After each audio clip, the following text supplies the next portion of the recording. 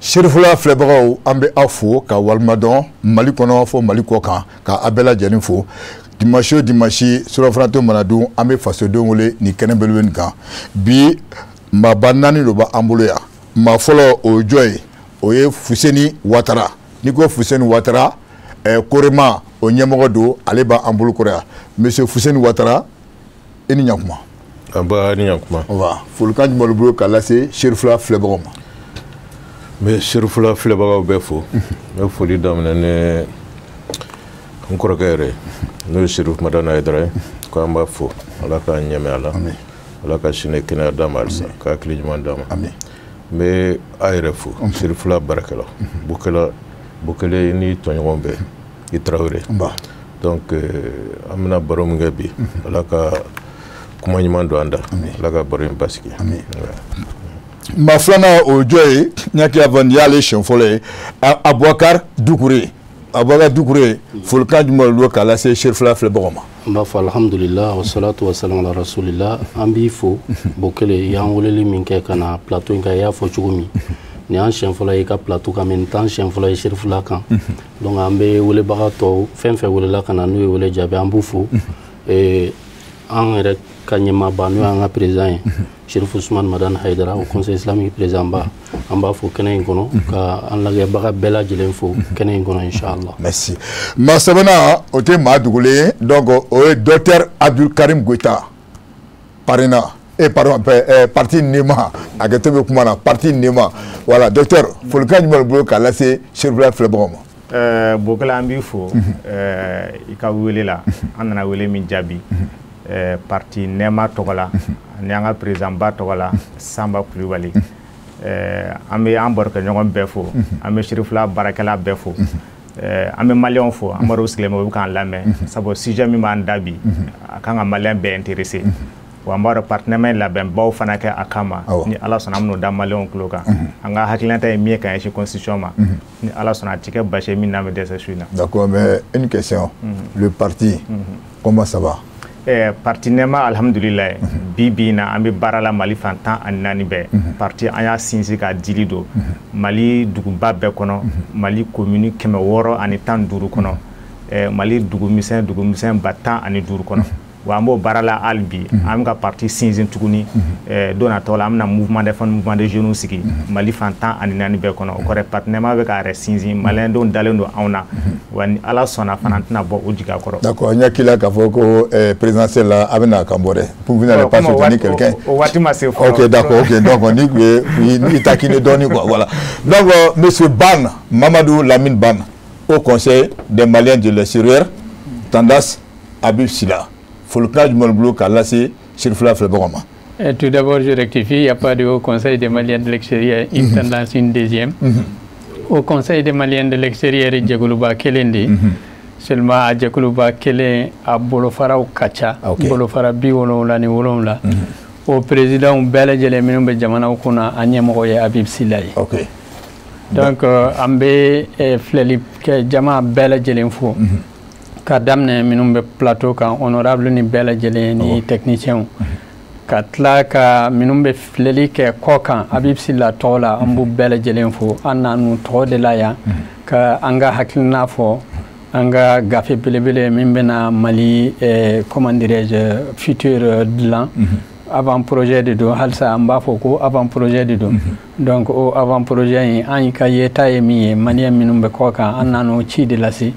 hakito bɛ kɔrɔfɔ la sali ala Muhammad. D'accord. Abubakar Traoré Zana tigi folikan jumɛn b'i bolo k'a lase lamɛnnikɛla Muhamadu Zana ko mun. Bokele an bɛ foli bila min ye an filɛbaga bɛɛ lajɛlen ma nin wagati na maa o maa ni i sɔgɔlen don Serifula télé la nin wagati na an bɛ bɛɛ fɔ ka bɛɛ lajɛlen waleɲuman dɔn i y'a fɔ nin ye laada ye ni nin wagati sera kari o kari an bɛ ɲɔgɔn sɔrɔ yan nɔ ka se ka kuma jamana kunkan o kibaruya min b'a to jamana kɔnɔdenw u bɛ se ka lafiya sɔrɔ k'u to u sigiyɔrɔ la lafiya kɔnɔna na cogoya min na. N y'a k'i la k'a fɔ bi su in na babu komi i y'a fɔ cogo min na an bɛna baara min b'an bolo faut que fasodenw ka kunnafoni k'a kunnafoni bɛɛ de bɛna na u n'u ka hakilinaw di donc Serifula dayɛlɛlen don olu de kama donc dimanche tɛmɛnen an kumana mun ye sariya ko kan groupe dɔ nana olu ka hakilina fɔ donc bi u ye groupe wɛrɛ de tuguni mun bɛna kɔnɔ u ka hakilina fɔ fasodenw bɛ se ka faamuyali sɔrɔ mun yɛrɛ la kosɛbɛ kosɛbɛ donc bi babu bɛ mun kan. Bokele i n'a fɔ laadalako la u b'a fɔ bamanankan na ko woyi ani wayi a bɛɛ bɛ ɲɔgɔn da fɛ sabula a si tɛ fɔ ɲuman na. Bi babu bɛ fɛn min kan o ye kɛrɛnkɛrɛnnenya la sariya sunba min kan ka sigi an ka jamana kɔnɔna na donc a ɲɛbila baara sɛbɛn dɔw sigira sen kan o ɲɛbila baara min kɛra sisan nɔ maaw bɛ k'u hakilinata di a ko la yanni a ko ka kɛ sini ma sigila ko cokole donc o ɲɛbila baara an bɛna kumaw de kan tuguni maa minnu bɛ yen olu ka se k'u fana kɛ hakilinata di a ko la. D'accord. Docteur Fuseni an ma ɲɛsin e ma maintenant ni avant projet ni sisan ɲininkali yɛrɛ do dɛ parce que ko préambule ni mun yɛrɛ do dɛ. Préambule fɛn ye ne fɛn min kɛ a bɛna kuma ko mun kan ko mun bɛna k'a kɔnɔ olu de bɛ bakuru la k'o dalajɛ k'o fɔ a daminɛ la c'est-à-dire ko ɲɛbila kuma voilà o ye préambule. D'accord. Sisan ni avant projet ni n'an ko an bɛ e ɲininka Korema tɔgɔ la e bɛ se ka mun de fɔ an ɲɛna est-ce que a y'a yɛrɛ a kɔnɔ wa. Bon avant projet ni an kun bɛ se k'a fɔ k'an y'a yɛrɛ a kɔnɔ mais fɛn mun don ni so jɔ a tulo ma n'o ma kɛ ka ɲɛ i nimisi tɛ se ka wasa. Ni so jɔra ni c'est comme sous-bâtiment ni sous-bâtiment ma ɲɛ ou bien kuloma yɛrɛ voilà a bɛ base mun kan mun na parce que u ye kuma daminɛ ko ɲuman u y'a fɔ n'i y'a lajɛ ko fɛn a tɔgɔ ye de préambule la ko an ka seko an'an ka kan an'an ka diinɛ ani an bɔkolo ni fɛn ninnu bɛɛ k'an ma wasa n'u bɛɛ ye n'i y'o fɔ ka tila ka sin k'i pan ka na ten k'a fɔ ko an b'a sinsin déclaration des droits de l'homme de 1948 kan y'a dɔn i y'i pan fɛnba kunna parce que diɲɛ kɔnɔ bi an bɛ se k'a fɔ sariya sunba fɔlɔ n'u b'a fɔ constitution a daminɛna Mali la mɔgɔ ka hakɛ ka mɔgɔ ka hakɛ d'u ma droit de l'homme a daminɛna Mali la n'o kɛra kurukan fuga 1236 ne diɲɛ université baw bɛɛ b'o kuma kɛ a bɛ kana diɲɛ yɔrɔ bɛɛ la bi mais Mali la mun kan ka waso n'a ye n'a fɔra an ka sariya sunba an b'an pan o kunna y'a dɔn o kɔni o kɛra an filila an yɛrɛ ma quoi o de la a préambule ye an y'a yɔrɔ jɛ yɛrɛ de n'i ye fɛn ye ka ɲɛ mais a sigilen don mun kan n'i y'o jɛ dɔrɔn i y'a bɛɛ jɛ donc préambule la n bɛ se ka mun fɔ kan o y'o ye. D'accord.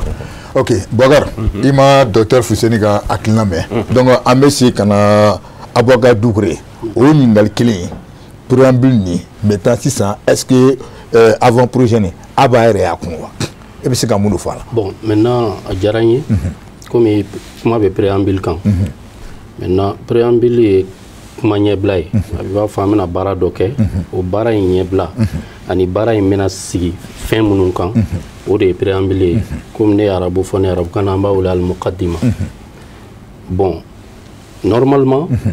ni o jatew dɔnna k'o hakilaw sigi ɲɔgɔn kan fɛn minnu bɛ na articles n'a ɲɔgɔnw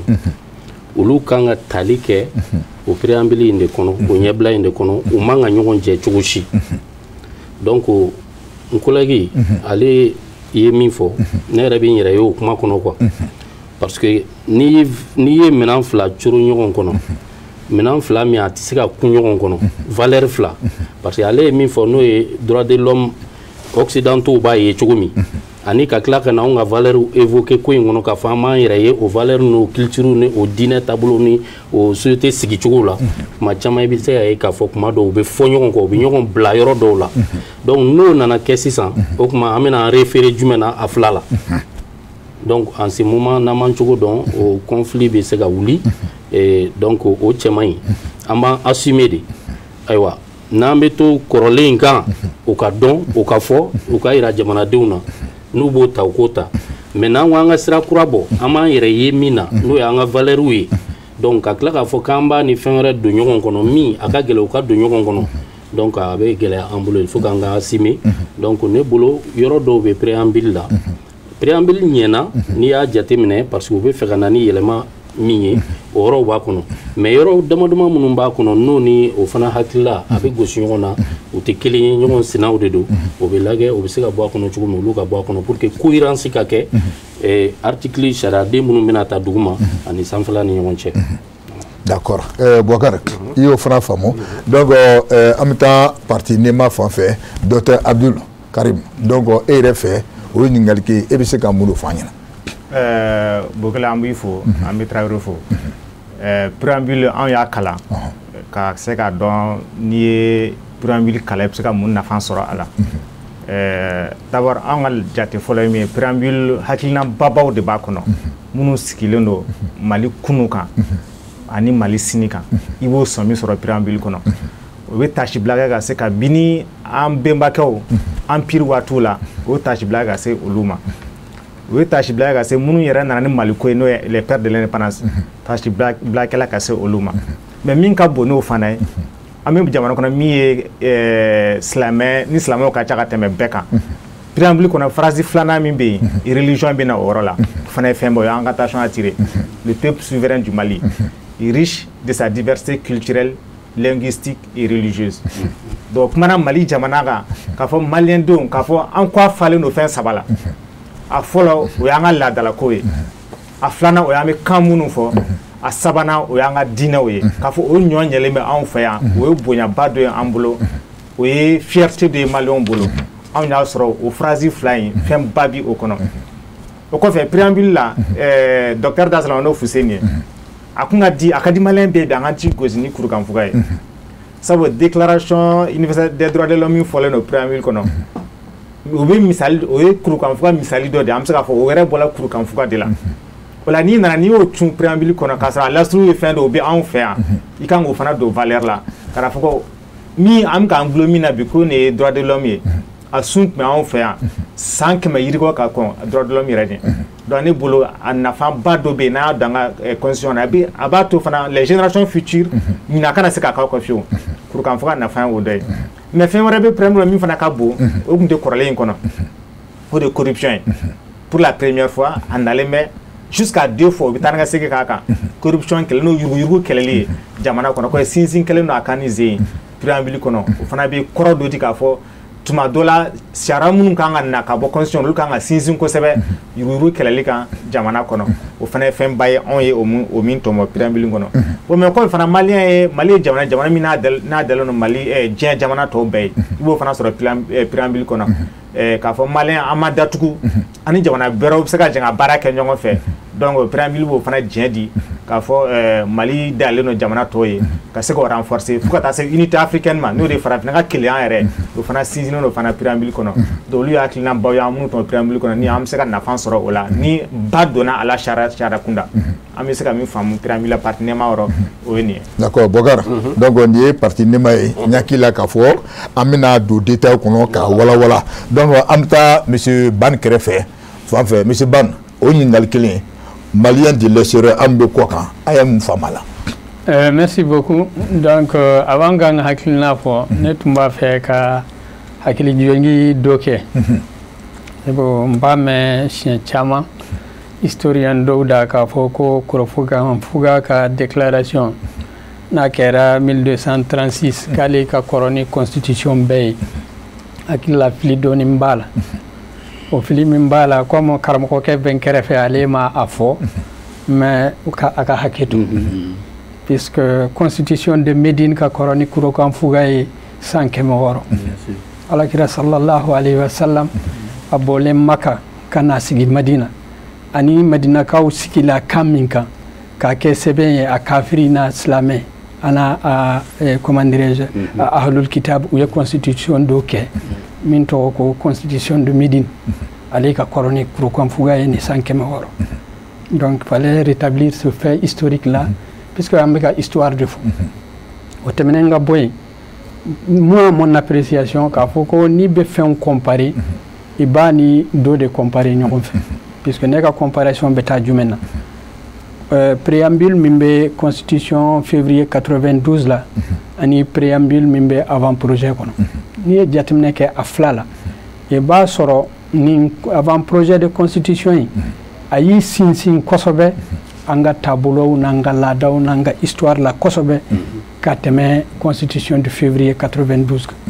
ni ye jateminɛ kɛ février 92 a caman b'a la a sinsinnen don comme bɛɛ b'a dɔn cogo min na constitution février 92 c'est du copier-coller de la constitution française de 1958 tandis que ni ye nin jateminɛ i b'a sɔrɔ alinéa 3 de bɛ référé maa wɛrɛw la a alinéa tɔ bɛɛ lajɛlen bɛ référé an yɛrɛ ta de la c'est vrai que Fanfuga ye référence belebele de an ka histoire la fo mɔgɔ wɛrɛw bɛ ɲɛ b'a fɛ donc a man kan k'a bila kɛrɛfɛ an tun ka kan k'a fɔ hali n'a fɔra dogo la a tun ka kan k'a fɔ bange la parce que min y'i ta ye man kan k'a dogo i ka kan k'a yange k'a yira k'a fɔ ko ni ne fana ye min fara diɲɛ taabolo adamaden sigiɲɔgɔnya ni marali cogo la o de ye nin ye o de ye n ta ye n'a tun farala kan ne ka hakilina na o tɛ se ka kɛ baasi ye hakito b'a la sali ala ok voilà Bakar kɔrɔfɔ tɛ o tu voulais voilà c'est-à-dire a ye yɔrɔ min fɔ n'o ye Médine charte ye bon n t'a dɔn ne y'a sɔrɔ mon frère ale de kumana kan parce que ne ma kuma chartes kan sinon charte de Kurukanfuga n'an b'o kuma fɔ an b'a fɔ c'est l'une des premières chartes universelles ma fɔ ko an t'a fɔ charte fɔlɔ don mais charte fɔlɔw la a b'olu cɛ la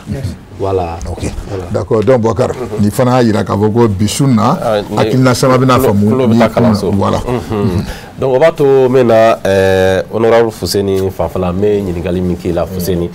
a y'aw da don sɛbɛn ɲɛfa fɔlɔ la donc n'o ye préambule ye donc maintenant n'an donna sɛbɛn yɛrɛ kɔnɔna na aw maa minnu korema maaw ye aw ye mun de lakɔlɔsi a kɔnɔna na min yɛrɛ de kɛra a kɔnɔ min tun b'an ka k'a kɔnɔ ni a n'an ka taabolo tɛ bɛn n'a bɛ gɛlɛya lase an ma don n'a nataw kɔnɔ. n cɛ ka ɲininkali la pour que an ka ɲɔgɔn faamu miirina mun nana n'a ye k'a fɔ ko an ka sariya sunba kura dilan o y'a ye an ka segin an yɛrɛ ma an ka fɛn dilan an b'an yɛrɛ ye fɛn mun kɔnɔ komi a y'a fɔ cogo min na an b'a dɔn sariya sunba mun taara 1992 u taara Faransi ta de ta bon même n'i y'a lajɛ Faransi yɛrɛ ka 1958 constitution ka Mali to Sudan na an fana kun votera yan fana kun votera yan parce que a taara même Sudan na o fana kun b'a la élection kɛ tuma mais a kɛra ka a da Faransɛw ka taawale de kan u ka histoire de kan u ka kow de kan an t'o kɔnɔ o de la gɛlɛya caman bɛ Mali kɔnɔ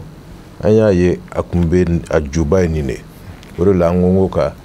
sariya sunba kura de ta an b'an yɛrɛ ye mun kɔnɔ an ka bɔkolo b'an yɛrɛ ye mun kɔnɔ an ka tabiyaw b'an yɛrɛ ye mun kɔnɔ an ka fɔlɔ ko ni fɛn ninnu an ka sinankunya an bɛ bi ɲɔgɔn fɛ cogo min na an k'o y'a kɔnɔ donc o de nana n'a miirina ye o de la n'i y'a lajɛ fɛn dɔw bɛ yen ka taa chapitre n'i ye titiri fɔlɔ lajɛ ka taa i b'a ye fɛn caman b'a kɔnɔ a ka ɲi mais n'an taara yɔrɔ mun ye an fɛn dɔɔni parce que caman fɔlen don mais halisa tubabuw ka mara nin an ma se ka bɔ a kɔnɔ dɔɔni o ye jumɛn n'i y'a ye u b'a fɔ ko fɛn par exemple an ka furu yɔrɔ lajɛ ko furu ko a bɛ cɛ ni muso ni ɲɔgɔn cɛ an yɛrɛ hakili la o yɛrɛ man kan ka fɔ a man ka fɔ mun na a man ka fɔ parce que n'i y'a mɛn kɔni furu cɛ ni muso de don ala yɛrɛ de y'o latigɛ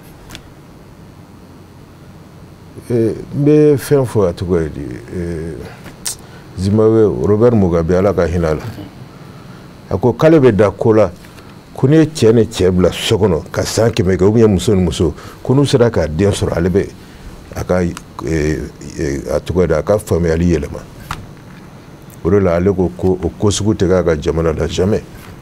Mali fana kun kan ka sɛbɛn même an man ka sɛbɛn furu a bɛ cɛ ni cɛ cɛ an k'o ta ka bɔ yen yɛrɛ de a ye fɔ de cɛ ni cɛ n'i minɛna muso ni muso n'i minɛna i bɛ ɲangi o ka fɔ yɛrɛ de c'est à dire que o man ka dogo yɛrɛ tubabu n'u bɛna an kɛlɛ o kama u k'an kɛlɛ mais an ka taabolo ye nin de ye n'i y'a mɛn furu cɛ ni muso de don cɛ ni cɛ tɛ se ka furu muso ni muso ka fɔ ka furu dɔrɔn tɛ u tɛ se ka balo ɲɔgɔn fɛ ko cɛ ni muso kan parce que n'i y'a fɔ dɔrɔn ko mariage u bɛ se ka kɛ ɲɔgɔn fɛ ka sɔrɔ mariage tɛ o i ko k'i bɛ t'u nɔ minɛ sariya sira fɛ u b'a fɔ olu ma mariage contracté e bɛ mun f'u ye ka fɔre o tɛ se k'a kɛ komi mariage b'a fɔ cogo min cɛ ni muso cɛ donc k'o dabila u bɛ mun fɔ LGBT ni fɛn dɔrɔn an ka taabolo tɛ nin ye a man ka kɛ Mali kɔnɔ u ko o cɛ ka bɔ yɛrɛ de sinon n'i y'a yɔrɔ tɔw lajɛ o chapitre 1 kɔnɔ ani chapitre 2 ninnu n'a bɔra o yɔrɔ la ne ka remarque ba t'o kan mais n ka remarque ba bɛna mun kan u bɛ bɛn titre 2 ma n b'a dɔn n'an bɛ taa titre la o titre 2 o ye lanko ye n'i y'a ye an b'a fɔ ko ka sariya sunba dilan k'an ka taabolo don a la jumɛn y'a fɔ assise nationale de y'a fɔ ni assise nationale fana mun fɔ ko k'an ka kanw don ba la mais yan halisa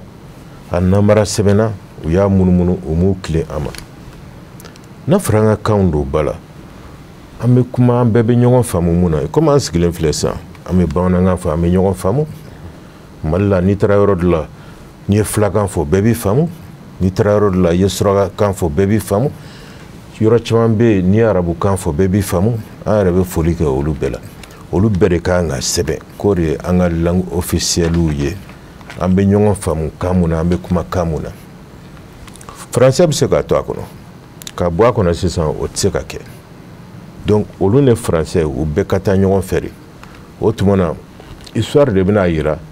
mun bɛna to yen comme langue histoire de b'o yira parce que n'i y'a jateminɛ français u fana taar'o de fɛ sinon fɔlɔfɔlɔ français u ka fɛnw kun sɛbɛnnen tɛ français la a kun sɛbɛnnen don latin de la latin ko fɔ ka s'u ka masakɛ dɔ ma n'o tun ye François premier o fɔlɔ de y'a fɔ ko k'u ka sariya sɛbɛn sa français la parce que latin u tun tɛ latin mɛn mɔgɔ kalannenw dɔrɔn de tun bɛ latin mɛn révolution kɛlen français révolution kɔfɛ de ko ka français don école la sa mais o fisayar'u ma parce que u y'u ka développement teliya même français k'a fɔ ko français ye langue officielle a tun t'u ka constitution de 1958 kɔnɔ a tun t'a kɔnɔ a kun sɛbɛnnen don de le français est la langue nationale mais c'est en 1992 u y'a ta ka sɛbɛn tugun k'a fara kan ko le français est la langue nationale et la langue officielle u y'o don a la ne yɛrɛ bolo u y'o don a la mun na parce que u y'a ye an farafin jamana an bɛna muruti Mali kun taar'u ka constitution ta donc an fana y'o lajɛ dɔrɔn an fana y'a don an ta la ko c'est la langue officielle d'expression. Ok baasi tɛ n bɛ taa Dugure n bɛ taa e fana fanfɛla la e fana e ye ɲininikɛla ye e bɛ fɛn jumɛn de lakɔlɔsi sɛbɛn in kɔnɔna na tiɲɛ yɛrɛ la min bɛ degun lase jamana kɔnɔdenw ma nin wagatinin na ni e bolo u k'a lajɛ ka fɛɛrɛ sɔrɔ o la. ma diyara n ye kosɛbɛ hakili la fana o ye debat in yɛrɛ koloma yɔrɔ ye balimakɛ da sera yɔrɔ dɔw ma peut-être yani n ka don an ka préoccupation kɔnɔ n bɛ tɛmɛ o yɔrɔ la n'o ye ko ale bolo kun tɛ k'a fɔ ko furu kɔrɔ ye ko cɛ ni muso k'olu de kan ka furu parce que ale bolo siranya ye min ye n'o ye ka cɛ ni cɛ ka furu ani muso ni muso ka furu ko bali u kun ko kulenw ma dɔrɔn k'a fɔ k'o tɛ bɛn Mali kɔnɔ au lieu que u ka munumunu a kɛrɛfɛ en réalité an b'an yɛrɛ ye o kuma la mais cɛ ni cɛ bɛ furu muso ni muso bɛ furu k'o to a kɔnɔ o ka ɲi o bɛ famille protéger ko caman na kun caman kama mais fɛn dɔ de b'a jɛn ale ye min fɔ sisan u k'o de fara a kan pour que a ka dafa k'a yira yɛrɛ de k'a fɔ anw fɛ yan relation amoureuse c'est-à-dire mɔgɔ fila ka kɛ ɲɔgɔn fɛ ayiwa cɛ ni musoya sira kan anw fɛ yan n'i minɛna la cɛ ni cɛ ou bien muso ni muso a interdilen don wa a ɲangilen don o ka préciser k'o fara a kan donc o y'an ka laɲini belebeleba dɔ ye maintenant majɛnba minnu b'a la ne ye acteur ye je suis un acteur de la société civile un leader d'opinion min ka hakilaw fɔ an bɛ tɔnw kɔnɔ tɔn b'an yɛrɛ bolo mais n ka tɔn fanba o ye diinɛ tɔn ye diinɛmɔgɔw ka préoccupation belebele silamɛya diinɛ fan fɛ an bɛ ka baaraw k'a kan kosɛbɛ a belebeleba a fɔlɔ o ye laïcité kuma ye parce que n'i ye débatw lajɛ bɛɛ bɛ munumunu n'a kɛrɛfɛ a tɛ évoqué fo ne y'a sɔrɔ ni diinɛmɔgɔ min bɛ tabali kan olu de b'a kuma fɔ et en hakili to la, ça c'est pas bon. Il faut que les acteurs politiques, les acteurs de la société civile, jamanaden fanba ye maa minnu ye olu ka préoccupation u k'u ka hami ye quoi. Diinɛ ko t'a la o de bɛ hali avant projet in kɔnɔ foyi t'a la nin de ye jamanaden fanba ka souci ye jamanaden fanba ye silamɛ de ye u ko u siranna laïcité mun ɲɛ komi laïcité nana labaara Mali kɔnɔ gouvernance sira fɛ jamana mara sira fɛ à chaque fois ni laïcité kuma bɛ fɔ cadre fɛ jamana marabagaw fɛ i bɛ taa sɔrɔ siga foyi t'a la a bɛ kɛ ka diinɛ de den kɛrɛfɛ à chaque fois n'u ko laïcité tɛ sɔn i ma i b'a sɔrɔ diinɛ bɛ ka marginaliser diinɛ bɛ ka den kɛrɛfɛ fɛn dɔ la jamana ko la. O b'a yira ko fɛn dɔ b'aw bolo aw bɛ fɛ ka min proposer laïcité yɔrɔ in fanfɛla la. Donc voilà, donc c'est pour cela parce que ni ko nana mɔgɔw k'a faamu siranya kun ye min ye nin de don u k'a dɔn donc silamɛw fana siranna laïcité yɛrɛ mun ye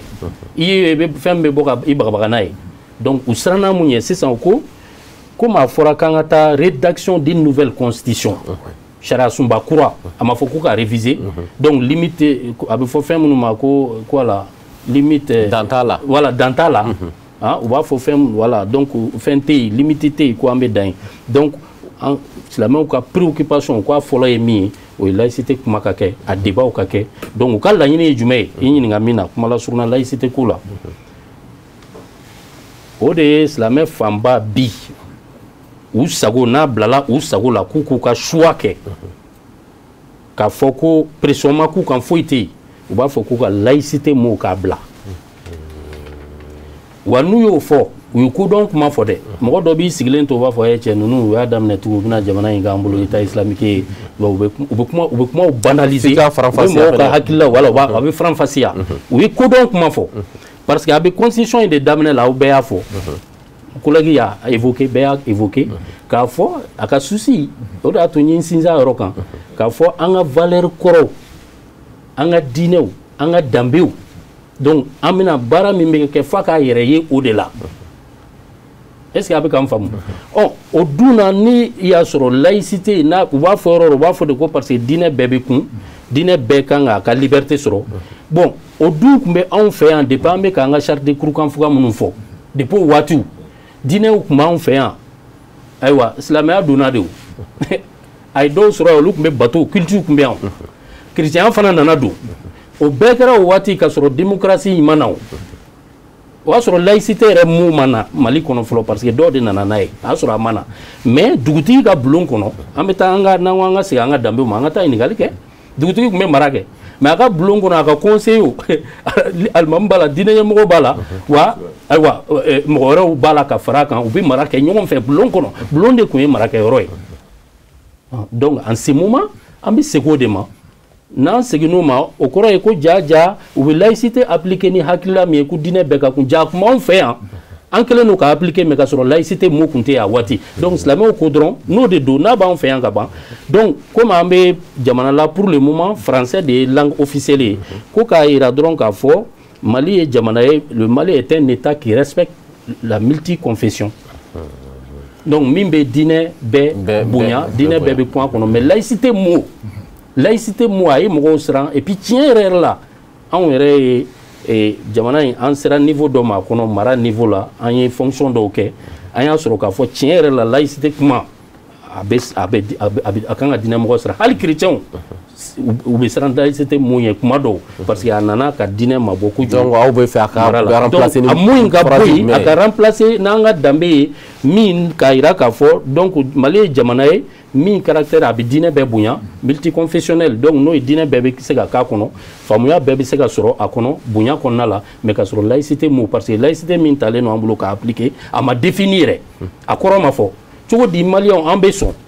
an ka mara ni fɛn ye ni ko i bɛ ko kɛ u b'a fɔ laïcité sɔn ma mais ka sɔrɔ constitution yɛrɛ kɔnɔ laïcité ma défini mais o ye laïcité ka laɲini de fɔ hali avant projet in kɔnɔna la u ma définition a kɔrɔ ye mun ye u m'o fɔ mais laɲini jumɛn b'a la vivre ensemble u y'o de fɔ donc n'o de don u k'o mot ninnu ta laïcité mot komi a ma défini u k'a bila ou bien u k'a défini an k'a ye n'an y'a ye k'a fɔ siranya bɔra a kɔnɔ diinɛ tɛ kɛlɛ mɔgɔw bɛ basigi sɔrɔ a kɔnɔ mɔgɔw tɛ den kɛrɛfɛ n'u ka diinɛ ye en ce moment là o fana bɛ se ka lajɛ o ye débat wɛrɛ ye. ok mais fɛn wɛrɛw bɛ yen dɛ n bɛ dan nin ma komi n kelen tɛ yan préoccupation wɛrɛw bɛ yen. problème t'a la an bɛ tila ka segin ma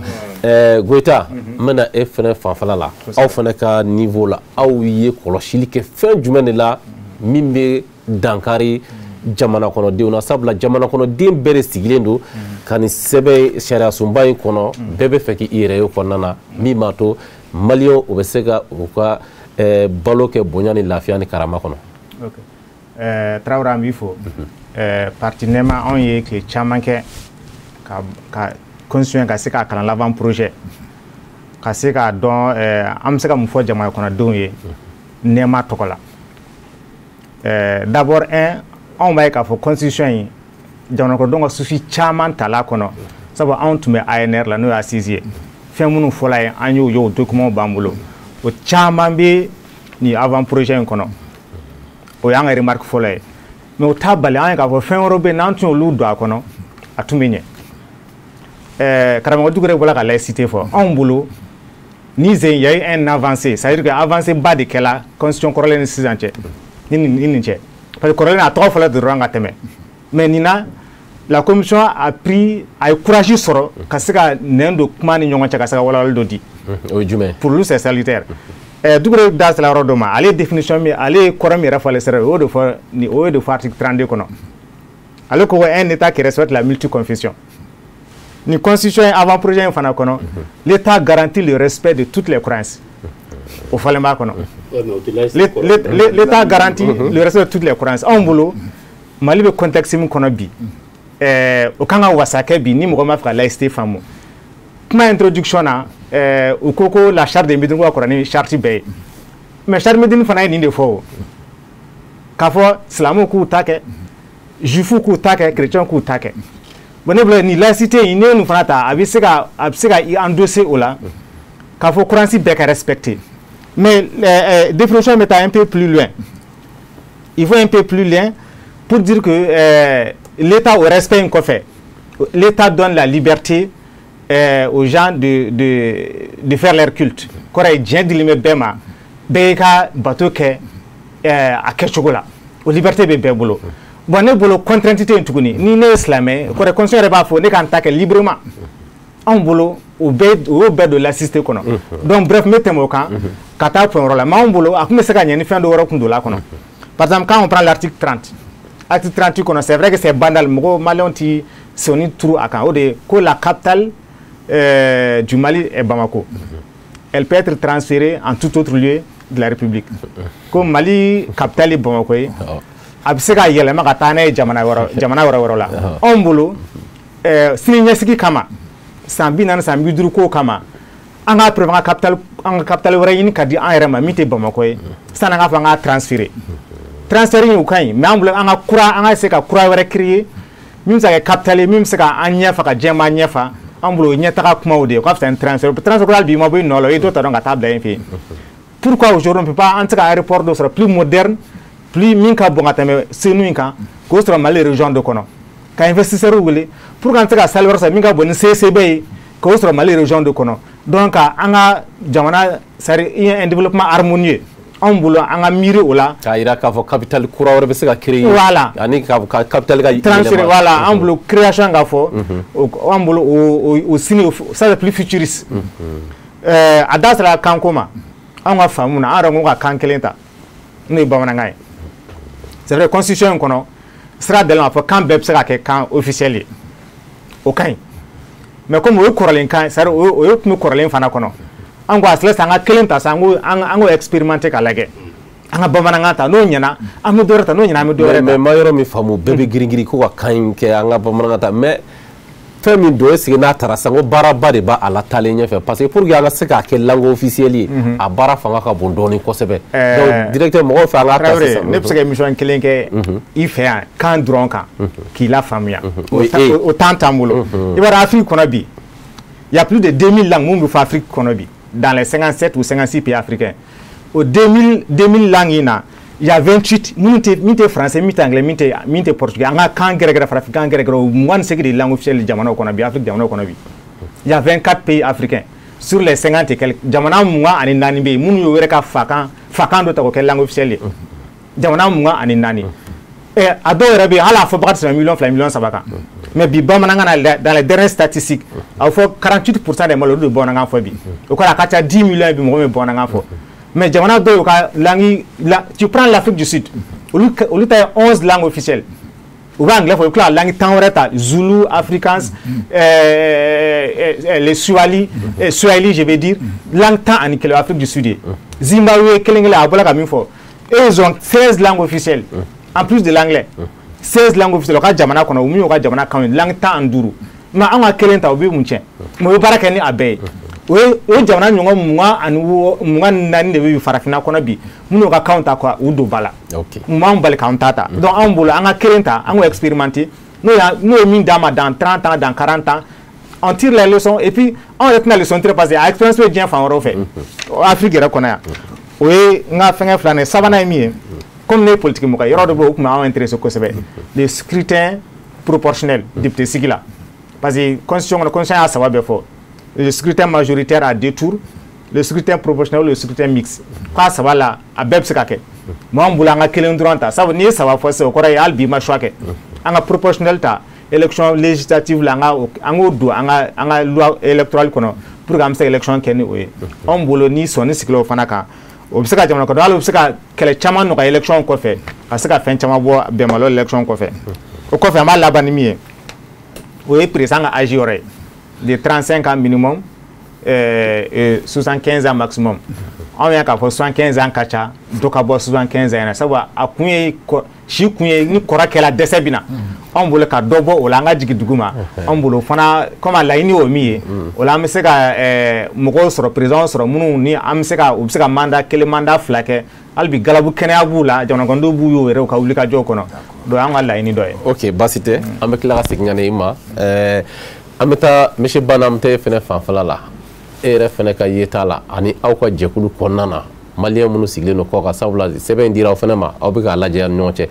aw fen jumene akono bibina aw rebolo ne de ko jamana kono dewma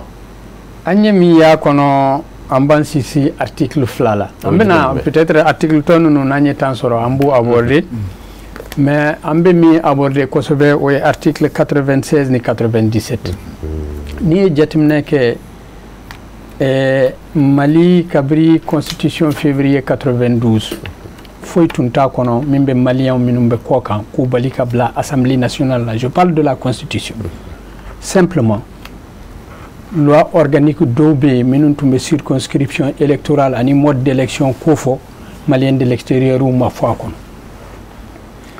et avant comment dirais-je proposition qui era daba jawara ka commission au kofe ante en bana au COFE DNI, Dialogue National Inclusif, au COFE ANR. ANR, là, 85% des participants se sont prononcés pour la représentation des Maliens établis à l'extérieur à l'Assemblée nationale. Ni Djekoulou la Djeminoum participé à ANR, à Kera commune Konona, à Kera cercle, à Kera région, à Kera Mali Kokan, Djamana Mougan, Ani Waro Minoum participé là. Niya ake kulu sara keme a sara bisegi ni duru ya ira ko malien minumbe kokan kuni wasa bulon kakan uni wasa den kakan ko minde don ko kurate ko minde don mali dama dronte jamana mimbe na soro uluka wasa dembe kokan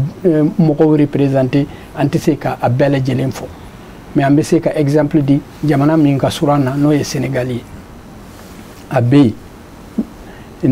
amse ka jamana wérew fo minno te kele Cap Vert symbole Colombie symbole Croatie symbole Mozambique symbole ani jamana wérew donc oye koye en hakilla fen wérete ni filité puisque gouvernement yere ka cadre stratégique pour la refondation à Bakono budget yere tara akama c'est budgétisé donc on n'est plus dans un problème qu'a fort ko musaka ko problème B parce que musaka privilégié dans le cadre de l'axe stratégique numéro 1 de la refondation donc na fora ko aux constitutions min tun y'an bali ka représenter au cours de ko constitution kono a mo tun sɛbɛnnen t'a kɔnɔ comme a sɛbɛnnen bɛ article 102 ani article 110 concernant la représentation malien de l'extérieur malien minnu bɛ kɔ kan k'u représenter conseil économique social et culturel la ani k'u représenter haut conseil de collectivité la ko sɛbɛnnen don jɛ kan constitution kan ko dɔn in a ma sɛbɛn donc comme an bɛ yɛlɛmani kura de la malien n'i ye jateminɛ kɛ malien minnu bɛ mali kɔnɔna na ani minnu bɛ mali kɔ kan i b'a sɔrɔ a tilan sabanan bɛɛ bɛ kɔ kan o tilan sabanan min bɛ kɔ kan n'a fɔra ko olu kungo ka fɔ mɔgɔ wɛrɛw fɛ a bɛ se ka kɛ o ye to ka jɛ ye malien minnu bɛ kɔ kan malien dɔw de don n'i ye jateminɛ kɛ article 1 constitution yɛrɛ article fɔlɔ ko le peuple souverain du Mali. Mais le peuple souverain du Mali, malien minnu bɛ kɔ kan il faut en partie article 10 au article min dar'o kan a ko les Maliens naissent libres et égaux en droit. Il n'y a pas de distinction parce que i sigilen bɛ jamana kɔnɔ ou bien i sigilen bɛ jamana kɔ kan. O tuma u b'o nkalontigiya k'a fɔ ko maliyɛnw bɛɛ lajɛlen ye kelen ye. Article 17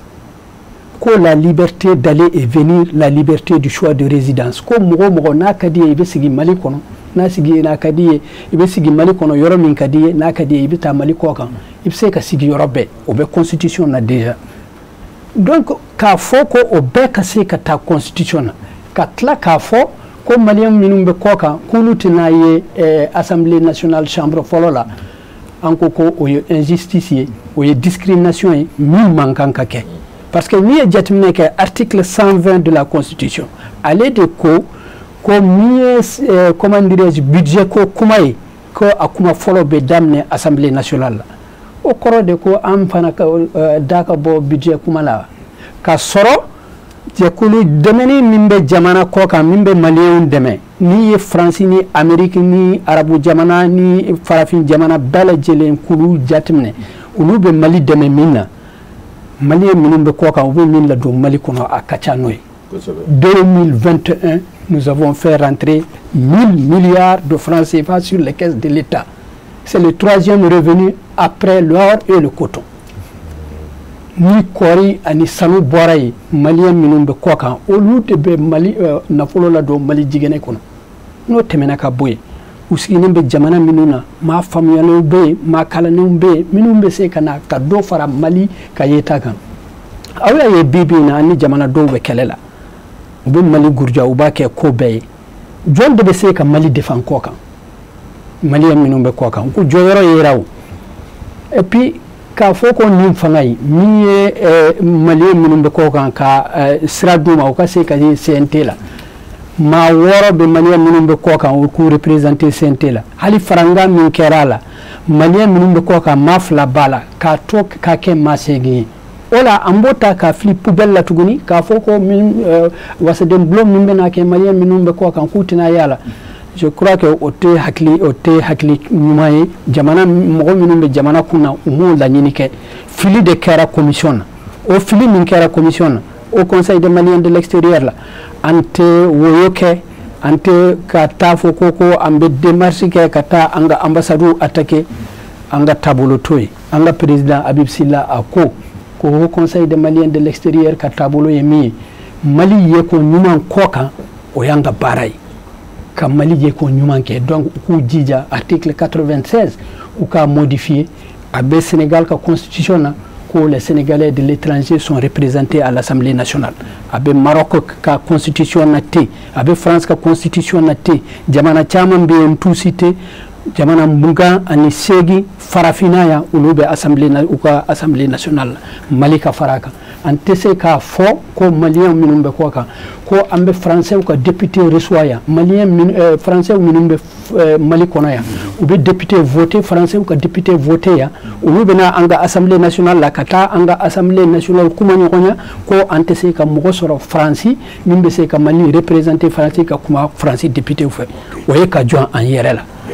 N'o tɛmɛna ka bɔ yen article 182 ani article 183 u bɛ jumɛn de fɔ u bɛ collectivité territoriale de ko fɔ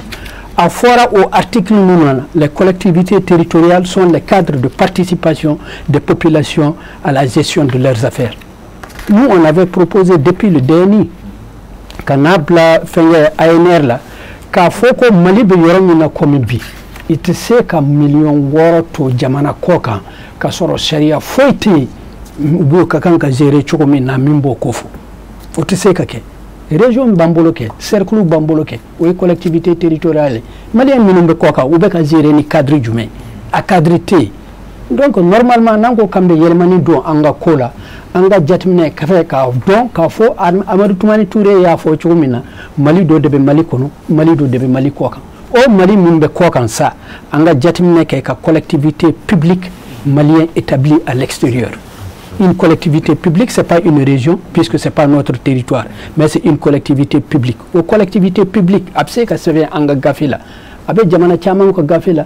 le Sénégal a procédé autrement, c'est une région. Le Maroc a procédé autrement, c'est une région. L'élection présidentielle, la DGE, nous, c'est la manière dont nous voter pour région de l'étranger. Ah, mais nous sommes une région à l'étranger pour désigner les autres, mais on n'est pas une région de l'étranger pour participer à la vie de la nation. Oui, quoi, ka jamana de fangelen den kerefe ko ke kerefe mai o ka kan ka ban anga jamana kono parce que jamana de do développement à la base nimbe ke région chama na Mali kono ya ni mali minumbe ko kan docteur Soté ni mali minumbe ko kan wulute e ba soro kalan Soté donc mo min cesiri lembola il faut que nyaka nyeni ko kola o ka se ka ke jamana de comme tawbe chumina aux collectivités territoriales, collectivités publiques maliennes établies à l'extérieur, je parle devant l'honorable, depuis maintenant, depuis 2008, on est en train de courir derrière un avant-projet de loi portant le rétablissement d'identité. Au Koraïdi, Gélaya Nimbenina, avec Fotelé ni Fengaula, Niame Ali primature ni Fengaula, ko a problème Bana, Kasora a problème Madame. Un problème madame n'est parce que on va comment dire carte d'identité biométrique de là au carte d'identité biométrique hier ni va faire casoro papier de formalité là nina de bakon antenina contre le numéro d'identification ça permet de nous identifier ça permet de nous protéger. Mawte Mindon a proposé en 1996 au premier forum des opérateurs économiques de la diaspora au Watila Djonkunda Traoré du ministre des Affaires étrangères. Kake au Watila un passeport Togo Ferela de Tumbota Katana et Afrique du Sud. Au-delà, il y a une proposition que pour que Mourouere Kanase Kanga Sebenta un numéro d'identification unique nini. Mais Bibina, Gelea Mumbe Nunana atteignant Foila, Fo Mouro Mumbe, na sur double identité que Boubolo, ou Kaseka Chouake, identité Kelena, ou Kaseka, comment dirais-je, Sebensolo. Langue fanfala, pardon, excusez-moi. Vas-y. Concernant la langue, l'article 31, je pense que je rejoins l'honorable Ouattara plutôt que l'honorable Abdul Karim, Dr Goïta. Je pense que le problème de langue, en Ghana, Foko, Agne Tubabu Kambla, Agne Tubabu Jokobla, Tubabu Yeko, Minke, Mimabe, Ambu imité. Nia Yanga Jamana Bina Duguma, Fengere Tede, colonisation Bana Watimi. Anga administration nana ulu kera kolonwi anga jamana yere kon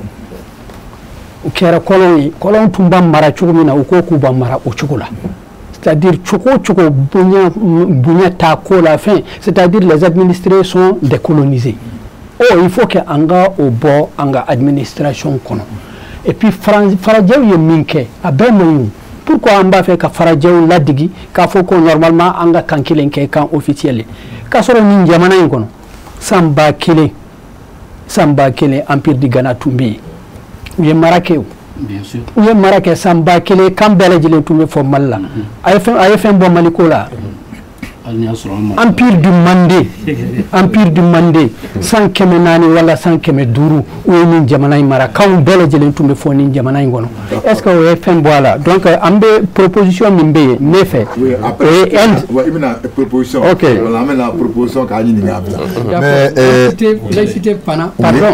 la laïcité la laïcité flichaman de kera laïcité kola c'est-à-dire anya yere to tubabu bolo ko nunu yemi fodro ko de kan laïcité yere ne ko France kelen de laïque ya France kelen te laïque ngo Amérique be nous be si ou ka président be si abe si ou ka bible de kan ngo Angleterre be olu halsa mais ngo France dron de ba fode ko ikana hijabu donde ikana fenge donde adona ikana salewele de adona ta boata adabo kunte foye ka dina kele anga jamana ngono ya akorotola ni dina de anga jamana en korotola ni dina de nango kambe dina kele ambe nani futinede. OK Bokar vraiment bishuna amena bishuna amena kuma damo bishuna baro ka di kosebe vraiment on sent que moi mo ba alamena on commencer à former les basoro mais ndebe si kana honorable fanfait bon si ça passé il kuma do ta chez furuko la mais m'a fait si ça anga kuma dima yoro mabe iba a fond français kana et puis mettre au mou sebe maintenant et moulo famala parce que ni kuma ni akara frère ka ko on a beaucoup cheni che muso bon est-ce qu'il est mal au rubé est-ce ma foi de ko che ganga muso de froid ou bien tu y a faute voilà angongo farakane kunga kala faraka c'est-à-dire parce que faut que parce que muso pas muso wane flani voilà attends faire le bébé. Bon, même par cœur, je le dis, hein, que le mariage est un acte qui est conclu entre un homme et une femme, ou dans nos rêves. Donc, c'est ça, ni a femme, c'est ça. Bouakar, ou c'est Kéléma Boulot, assez qu'à Flanatawa. Aïe, auto canard, ni me frouqué. Il était arrivé à me sauver une affaire. Et bien, comme il faut une famille polygamie, son endoma, mais ni bêta frouqué. Oui, un flair de bêta, quand tu frouqué. Voilà, mais ça ne veut pas dire que la famille, la famille est monogamique. On m'a fait comme monogamie, on m'a fait. À Forare, mugomuru nabeta jommer nyekoro ka furuke aka chene musori sura foko ka dan chekele ne musokele mare o ma fore mugo rebe ka akuma fe active seben chogomina active seben tuamina aba seben tuamina chene muso olu de se ka sebe mais du naka di a seben no chogomina muso naninta o interdit l'interdit d'accord voilà ko ka wala tuba ko de do parce que ni ba furu iteta nu nani be ñogo fe ouais mais Bokar il y a quelque chose mais honorable il y a quelque chose faut que ne que l'intérêt anganga no femme quoi parce que abe musebara aba fait ka a baye la matoro muna ya fama parce que c'est impossible ka foko mari ñefe tieni tie ou be muso be ko gbado o ko sika ke maliko voilà o rekodo voilà o sika ke maliko polygamy ou monogamie ko ma forêt oui mais est-ce que nous severa est-ce que mu foni est-ce que le severa papier ko go bon ni tieni tie ou be muso est-ce que c'est ce qui est écrit mais ya seben chugomi ko ne furubeke tie ane muso ko furubeko le ñongonche suna ma fo kit se ka fenwere furure mais yemu fo o ni ngali fara ka so oui parce que ma fait aya mo ba fo fara ka fo ko che abse ka muso ake mfuru o danga do donc muso itse ka teme chekelenga ni bi fenwere ka daka o fana ka daka parce que o fana yoro ma fo OK donc ni yoro famu ne fa ngana laicité yoro anata parce que kuma de ama abia de ka kuma de parce que yoro mu mai awre made ata fe ka mu de fe la madanga de muna ame kuma di awduma vous avez le temps yoro fo oui mais c'est-à-dire que il y a d'autres encore à proposer voilà ama ka kuma di mo la quoi c'est-à-dire que laicité yoro be fe kramo be mu fo mo ka famu ka fo ko ni Francis Corée généralement au lieu de la loi qu'on a laïcité en Sebenindo. Sur littéralement, au lieu de la laïcité qu'on a, l'église, allemand be un peu monstra avoir d'obéta de l'église. Qu'est-ce qu'il y a fait? Laïcité miri dans la France qu'on a, où il y a de la loi là en décembre 1905. Tu vois? Fait le 9 décembre 1905. Je veux dire un mot là. Concordat de Koumbe, Francis avant ça. Parce que l'église a introduit l'État qui a gestion à Kosebe. Pour que qu'on sépare, il y a une loi en État, loi de la laïcité, pour que l'État, avec les églises, vous qu'à séparer. Moi, je miri du maintenant. Parce que je miri, en Amérique, comment il faut, laïcité a dominé.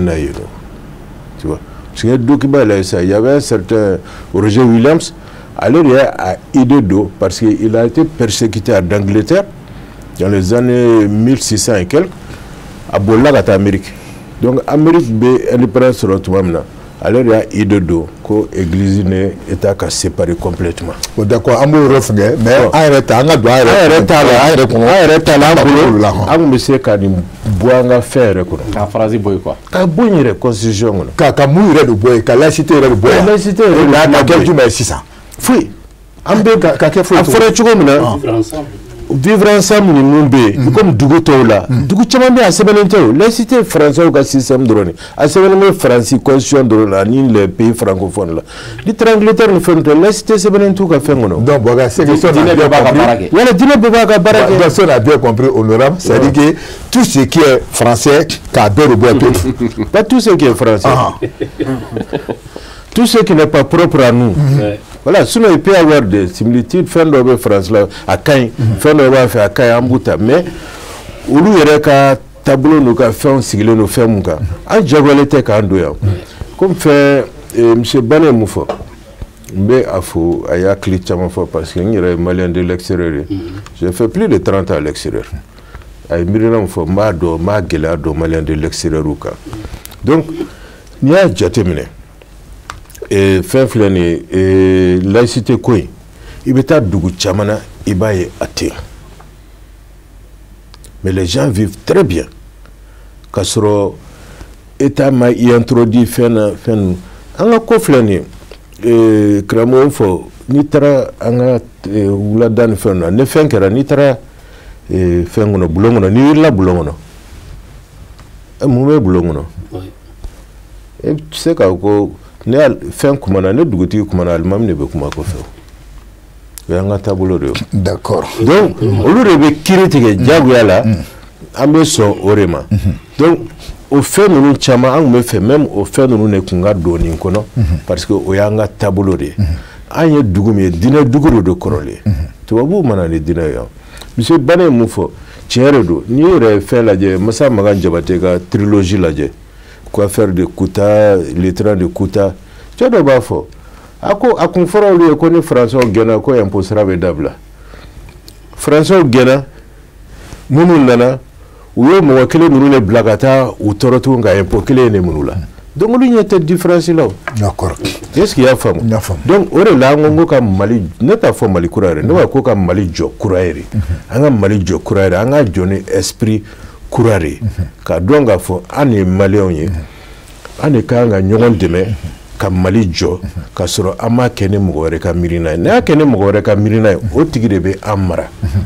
o de la miirina minnu bɛ se ka don constitution kɔnɔ n'o ye tubabu ka miirina ye n'u bɛ se ka an mara n'o ye an bɛ fɛ o de ka bɔ a kɔnɔ constitution falenkun an yɛrɛ bolo o dɔrɔn de don donc mɔgɔw welela an kun hakili la minnu bɛ an ka taabolo dɔn kosɛbɛ minnu b'an ka fɛnw dɔn kosɛbɛ u kun k'u sinsin o de kan mais malheureusement an bɛ yɔrɔ caman ye u taara Faransi fɛn de ta tugun k'u sinsin o caman kan o caman de don yan o de la a bɛ fɔ ko ni i da fa tigɛ la n'i ye tiga tiɲɛni kelen bila a kɔnɔ dɔrɔn i b'a bɛɛ tu. D'accord donc Bokar donc c'est-à-dire que honorable je profite k'a fɔ comme tu es là-bas il veut bulonba kɔnɔ ye donc il passe là donc il papier ni i sigi bɛ de k'o fana kɔnɔ pour voir mun kan ka kɛ wa. Ni u ko k'an ka proposition di an ka proposition di ka ban je crois que commission bɛ ka proposition di ka taa bɛɛ ka proposition di ka taa mais kuma nafama yɛrɛ kun fɔra ANR kɔnɔ ka ban hakili la n'u kun y'o lajɛ kosɛbɛ fɛn caman bɛ u kun t'o sɛbɛn yan tugun même langue ko an ka kanko a bɛɛ kun sɛbɛnnen ko ka kanw bɛɛ don ba la Mali la les 13 langues nationales la olu répertorié do ka ban k'a fɔ k'u bɛɛ ye langue officielle o kɔrɔ tɛ k'a ye français fili o en 1994 Rwanda u y'u ka langue officielle 4 langues u y'a bɛɛ don ba la en 1994 Afrique du Sud a y'a fɔ les 11 langues nationales u y'a bɛɛ don ba la yɔrɔnin kelen mais a bɛ taa dɔɔni dɔɔni de. n'o kɛra si la juma de bɛ se k'a don a kɔnɔ. an fɛ yan les 13 langues. a ka bɛɛ don en même temps. ka bɛɛ don o kɔrɔ tɛ ko n'a fɔra ko n'a donna kɔnɔ dɔrɔn ko n'i taara yɔrɔ dɔ ka fɛn bɛɛ yɛlɛma ka ko o tɛ o o tɛ o c'est à dire k'an bɛ baara kɛ cogo min na ne tubabukan an bɛ baara kɛ n'a mais ni i taara par exemple assemblée filɛ nin ye sisan parlement filɛ CNT la n'an bɛ kuma yamaruya t'an bolo an ka kuma bamanankan na o. il faut arrêter. Il faut talaje. Ou be kuma wala fokana ou be kuma sera la nek ne mun kadi. Donc ça no kera ou bambe yamara na be kuma bawanga na interpréter be aba traduire français la numba me français la numba bawanga me ba la me. Donc Bogar, on commence à comprendre. Abana ni kuma maraka kana bo kuma. Voilà abana. Donc si ça a qualité à faire donc ça dit que assemblée ta ou des exempliers quand ni bi bambara gambe a fo bambara kana. Donc si à quelqu'un pour interpréter en français allez ba ki tara baraka yoro farala. Comme il faut mzorani ko tara ko ane ko ite lajere ni ngara ko bonjour ya be gringi lajeta ore ka dabla. D'accord. OK. Donc on a compris. Si ça Dougouré amena ifan fait. Voilà, il est fait il kuma chama fo ame kuma dima wa. Wura dima do be bisi am fa. OK la jara me akadini parce que ako kan be ka kuma nga majew kan. Ne kelen dron ne fo. Ay kuma mena ka mununu ka soro an yimi recensé abe worobo. Et vous recensez voilà ni mu recensé anga bazu konala donc me fait kulu fo ninka nga pami nguna me pan kuna ka résumé mais ka labani kanku kuma comme parce que solution B voilà solution B voilà donc mais là c'était nté janya au kantu mais me c'est ka mi fo o de mbalmake docteur Goita ay min fo ou laïcité ka la nyinde fo ma laïcité définie document kono laïcité définition ta kono. Mais ils ont dit quoi? Non, ils ont dit qu'il faut laïcité vivre ensemble. Est-ce que vous voyez? Ou bien comment nous comment laïcité quand chaque fois ou bien min fo ou promouvoir donc voilà la laïcité voilà ou bien qu'à la nino à objectif promouvoir et conforter le vivre ensemble dans la société fondée sur la tolérance, le dialogue et la compréhension mutuelle. Au théâtre. Et alors, on y mis une de tinia pour que quand donc à Foucault, ne ma fait mais on fera un minofi. Il y a une fois quand il y a une fois que déjà qu'on de anga la nini. Donc coucou au de la laïcité là. Donc nous faut moi absent faut donc nous la laïcité non majebala. Honorable Dassira Majema. Nimbela fin minta kono de séparation entre l'État et la religion. Laïcité est un combat. Au début, barana et douma mais au téfo quoi. Allez à fo anga karamogo dobi antena to fo plateau ngaya mama et déclaration que sanga fo a dombe école sur la malina. Examen là deux labo parce que uni ijabu fin taraslamé ou ka sinchola. Ay wule ka ko be ka ko bono ro ko boy école là ko ko tisila to école c'est l'école est laïque. Bon au fera et chomi amba kala mo be fo bâtiment public be kono jamana ngono ya. Fena ka utiliser fena femi a sebelente. Donc au de atu ni fengra ki baba ka cha na kuma bena et min baba na e be bois kono chomi e bo don me mo reto don. Mais pourquoi ne pas gagner le corps franco-arabe? Voilà, donc langue amna ta école c'est ça. C'est ça mais là c'était complet. Donc au cas défini, nous be faire stranya ka ban an woni ko aka blade. Mais à défaut de ça, au cas irana anga don ou tina den kere fe ok séparation tala nitala sinon a blale de anga hamie wa ulika jo be sena wa me conseil fitini mindi ya ninga bo plateau kan jamana nyemo ma et ni avant projet na parce que référendum no oui ou non do donc on mesega la someli minge o de et ou ka ke chugo be pour que oui ka remporter parce que ko kambe yele mariko mais o tiseka ke nous ma jamana dem famba ka hakilla nous ma tan compte sinon nous mu chugo don absega tasra wora fe ka soro te mauka la nyini mais fin do kama absega jege donc anga bokono maintenant en la préoccupation tola jamana nyemgo na be serment prêté nous na tara ka foka bini kale on ya nyini ka fo aka tege da be dine mi ngono na dale au dine la au livre ni Coran ni chrétien do bible ni islamé do aywa courané na reta shila na dale me femina akufo mais dine mo koni anya nyini ni bi dine kono ngono anyo fo kakla kan sinzi avant projet re mo do kan mi manga ni la nyini aywa sinzin ka sabati ka fo ko majebe ulu yere ka kuma kana ukanga faraka parce que uma anga ka fo ko ni be jamana nyamo ni be serment préki buluda idale no kitabunga umu tan compte mais formulation ni be serment prêté kan kuma mi fo depuis en constitution en vigueur mi rebe yo to chokola oduna oui allez à la rebla peuple parce qu'il va d'amener au nom de Dieu. Donc ni ko kaban au nom de Dieu. Oh ni mo ko bon comme ni Dieu ko kuma bala c'est en bachita la ça. On islamedo o Dieu pour qu'on la donc comme islamé ko ala de parce que ni ko Dieu be Dieu do bolo ka Dieu wari ko yi. Oh donc et qui tege da Coran là. Oui parce que ni ko on va fo de ko aka fo au nom d'Allah parce que Dieu était islamé la Dieu au ta'ala toy. Mais du coup république islamique et puis est-ce que dans Frato non tcha république islamique c'est qu'il faut que nous sommes là pas Malti la république islamique ah non voilà il va ko gata si Coran kan voilà bon voilà c'est vrai que comment il donc ce qu'il faut à chaque fois nous comment on c'est à banaliser entre république islamique mais exemple ko drone de États-Unis république islamique ni be dîner mina quoi igati kalo au fait na États-Unis en beba et nous quoi président comment dire Donald Trump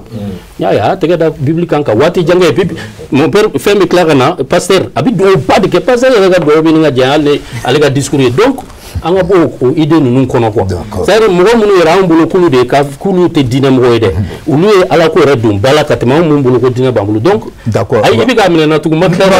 parce que comme si amna kana dama parce que wati mo kun drama comme ka téléphone c'est to ngan la banjana voilà donc amna ga kuma di awma ko fe voilà on mo demande voilà donc mais yani ka bo ron ne fitini ne fara wara muna yana ko afoko président donc qui calé parce que généralement président mu be sigi ou be kila ka janfa ministre ni fone parce que wargo foni nyaga minu mun mara ministre ni foro de mu me place ro le to ko pourquoi beti calé chekele na yana ga président pourquoi mo bla nyemo ga place la pourquoi beti ki calé aga na be dina mina ni corona do ki kalola ni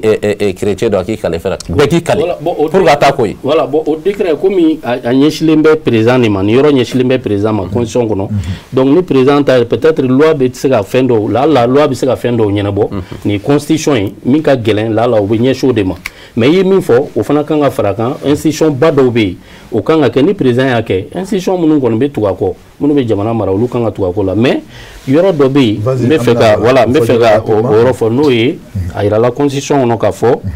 la vie humaine est sacrée adama din farkulo inni a tangaleno a kanga tanga tumanga kala manga c'est-à-dire nimbo serakan ka mo fra ki tu ka mo fra c'est-à-dire ko bali donc mais no bali là on 600 ni mami ma fara mumbe kola donc en boulot mi ay mi la ni o de ni mami ma fara atiki ka fara nyoy pour que aka donc a fo e ni mimbo afraka maga kana kala donc ni tasrali bike atsega ke dor la foire ni o min fana fleni o be jamana sharia kono ka ban mais fin do de tale no ko ka aglo moratoire ka aglo sharia bi mais ankele no ka akiti ka aglo donc anya nyini o de glo ni ka boala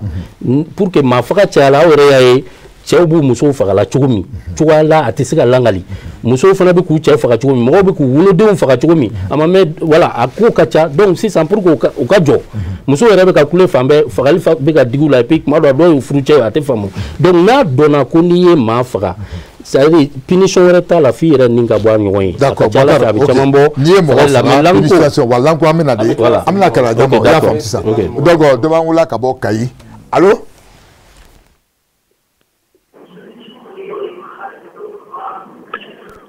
Allô. Salam alaikum. Walaikum salam. Erebe Dembadou. Ok, kawule gabo kaya. Mbe kawule gabo kai. Ah d'accord, ok. Alhamdulillah, ntume fe ka ndado conscience inkola. Aha, nyiningal lawa. Awo miningal la ni franka fitini ko fraka. Ah. Mbe fe ka nyiningali tenku banna. Aha, ban. Oui, parce que ale koko diaspora mo ka kanka fara kala filila ou ka pour que o ka joro soro senti konnala et ina fo assemblée konnala. Bon, est-ce que ulu be se kuto ko fe ka fo ko élection munu be ke ni président sigi bora la kulu ka député sigi nu ka maire sigi ni fe on ka organiser pour que o ka se ka kala filiwa. Parce que ni ko kibo ke est-ce que atena geleya do an ka yan ta kɔnɔna la parce que n'i y'a jateminɛ i b'a sɔrɔ Kayika bɛ kɔfɛ Kulukuru ka bɛ kɔfɛ Segu ka bɛ kɔfɛ Sikaso ka bɛ kɔfɛ ainsi de suite fo ka taga Mali région dafa bi bi in na dun an kɛlen don ka région kuraw créer est ce que nombre min bɛ di olu ma bɛɛ de bɛ jɛ ka voter o ye wa ou bien bɛɛ bɛ voter i ka circonscription de. Ok. O ye ɲininkali fɔlɔ ye. Filanan n bɛ fɛ ka Jawara ka kuma in sɔn ji la yɔrɔnin fitinin. Jawara. Kuma la. Watara. Jawara n'i y'a jateminɛ a ye min fɔ. Watara wa? Non, Jawara. Non, Jawara tɛ yan dɛ. Dukure, ok. Voilà, n'i y'a jateminɛ a ye kalili fɔ yɔrɔ minnu na ni an ka jamana ɲɛmɔgɔw b'u kali. Wajibu de don fɛn ka bila u ɲɛkɔrɔ olu yɛrɛ kun dalen don fɛn mun na ni silamɛ don a k'i kali kuranɛ la ni chrétien don a k'i kali bibulu la n b'a ka yɔrɔnin dɔw bila n bɛ bilasirali dɔw d'a ma sisan fɛn in kɔnɔna la américains ka ɲɛmɔgɔ don elila laban in na Donald Trump ka wagati la a tun bi kali serment prêté tuma mun na a y'a bolola kuran de kan ka serment prêté et pourtant n'i y'a jateminɛ don Amérique dun tɛ pays laïque ye o. Donc maintenant, aller d'aller dans le Coran de là, aller te chrétien, il faut se slammer de dos. Donc maintenant, ce qui est la Bible, à quoi Coran nati ou Coran nati, il bolo d'aka a un serment prêté. Donc maintenant, constitution vraiment anga jatemena ka laje. Ensuite langni, jamana langni bela jele na fa ba bela jele na.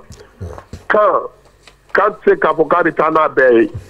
Donc an ka kañ sigi kɛrɛfɛ an ka constitution falen an ka tɛmɛ n'an ka baara ye ne ka miiriya la blocage tɛ kan yɔrɔ la hakɛto b'a la salli ala rasul. Merci beaucoup Bakar, ça c'est depuis Kayi, donc tu retiens la question hein? Oui. Voilà, ok, d'accord, voilà an bɛ mɔgɔ wɛrɛ ta, mɔgɔ wɛrɛ b'a kɔ hein? Allo Abubakar Diko an cɛ k'an wele ka bɔ min? Bangɔni na Bangɔni na, ok, d'accord. Wa ɲininkali bɛ yen wa? Ne bɛ se ka Dukure de ɲininka. Awɔ. Est ce que o ye jɔnya ko in yiriwa k'a la wa? Mun? Jɔnya hɔn. Awɔ, n'a sɔrɔ o y'a bila constitution kɔnɔ. Est ce que jɔnya ko n'a bɛ constitution kɔnɔ? Ok, d'accord. D'accord, a bɛ nin jaabi. Ok, merci. D'accord, an bɛ mɔgɔ wɛrɛ ta tuguni. Allo? Jalo.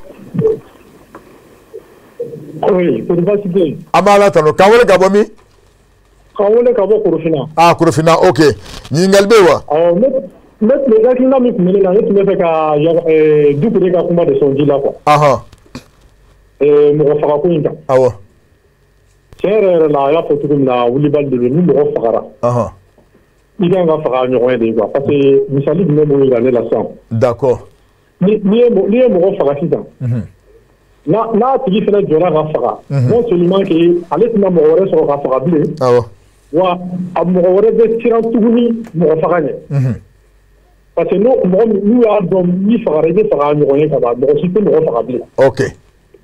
Min yɛrɛ ye mɔgɔ faga kɛ o tɛna mɔgɔ sɔrɔ ka faga bilen parce que ale yɛrɛ sara ka ban. D'accord.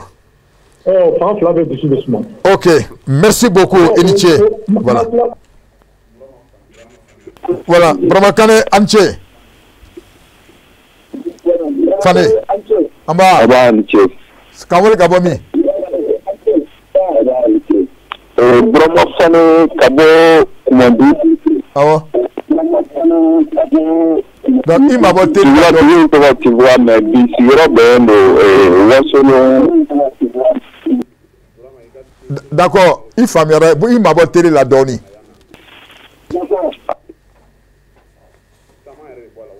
Voilà. A faamuna sisan? Wa faamuna sisan, voilà. Voilà, n sigiyɔrɔ bɛnnen don Wasolo ma. Awɔ. Ouais, allez-y. Voilà, ne ka kuma bɛ min kan o ye kanko yɔrɔ de. Awɔ, kanko yɔrɔ. An bɛ aw bɛɛ lajɛlen fo. Voilà, parce que Ala sɔrɔ man di, Ala sɔrɔ ka go dɔɔni. Voilà, bon, sisan n'i y'a jateminɛ kanko yɛrɛ la, hali ne yɛrɛ ka faamu na Mali kɔnɔ bi kalanko yɛrɛ ka se ka kɛ ko a fanga bɛ ka dɔgɔya ne y'a sababu bɛ tubabukan ye. c'est-à-dire e b'a jate minɛ sisan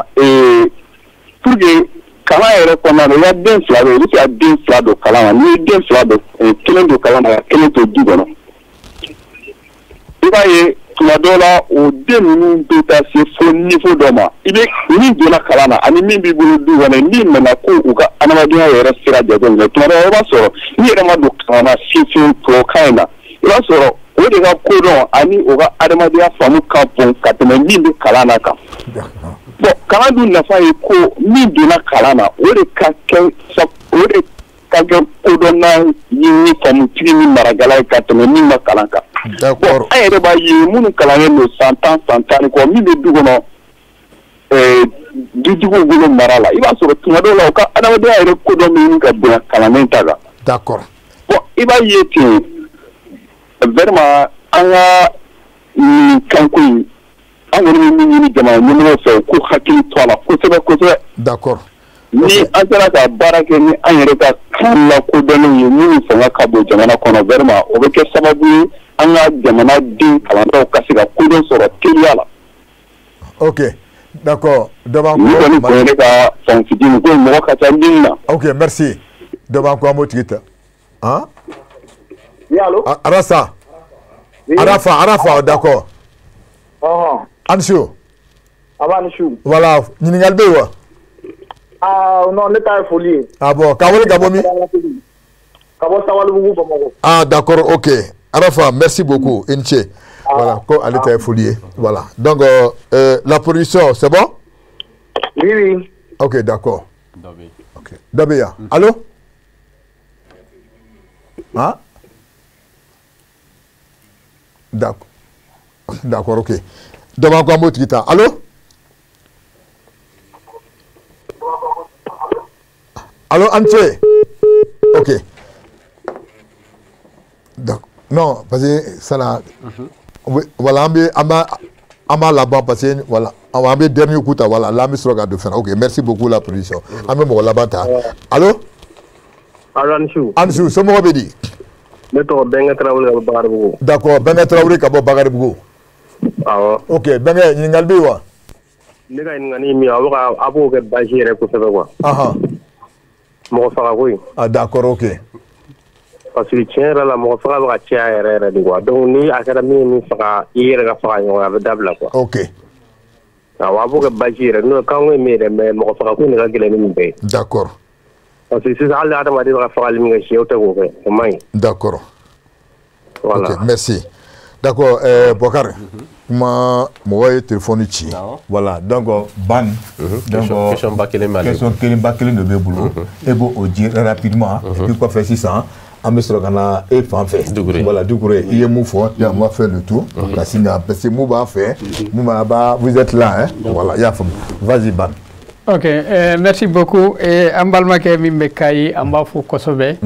ani filɛlikɛ jama bɛɛ lajɛlen minnu bɛ Mali kɔnɔ ani minnu bɛ Mali kɔ kan an b'a fɔ a ka question na ale ye ɲininkali min kɛ a jaabi fɔlɔ ye min ye an bɛ ka kuma min kan o ye député sigi ye comment dirais-je assemblée nationale la an ma mairie ko kuma fɔ donc a ka faamuya mairie ko kuma tɛ donc o sen t'a la min ye député sigi cogo ye circonscription électorale c'est-à-dire fan dɔ de bɛ tigɛ k'a fɔ ko ninnu ni yɔrɔ masina ale ka député hakɛ ye nin ye donc an ka jateminɛ na an ye baara min kɛ a la ani gouvernement yɛrɛ an ye baara min k'a kan n'i ye jateminɛ kɛ ka kɔrɔ maliyɛn minnu bɛ kɔ kan n y'a fɔ aw ye ko région de l'étranger o de bɛ DGE bolo o DGE in olu ye maliyɛn minnu bɛ kɔ kan olu y'u tilan sigiyɔrɔma 5 de Afrique Amérique Asie Europe ani Océanie mais an ye jateminɛ kɛ k'a fɔ ko ka Afrique bɛɛ lajɛlen kɛ circonscription kelen ye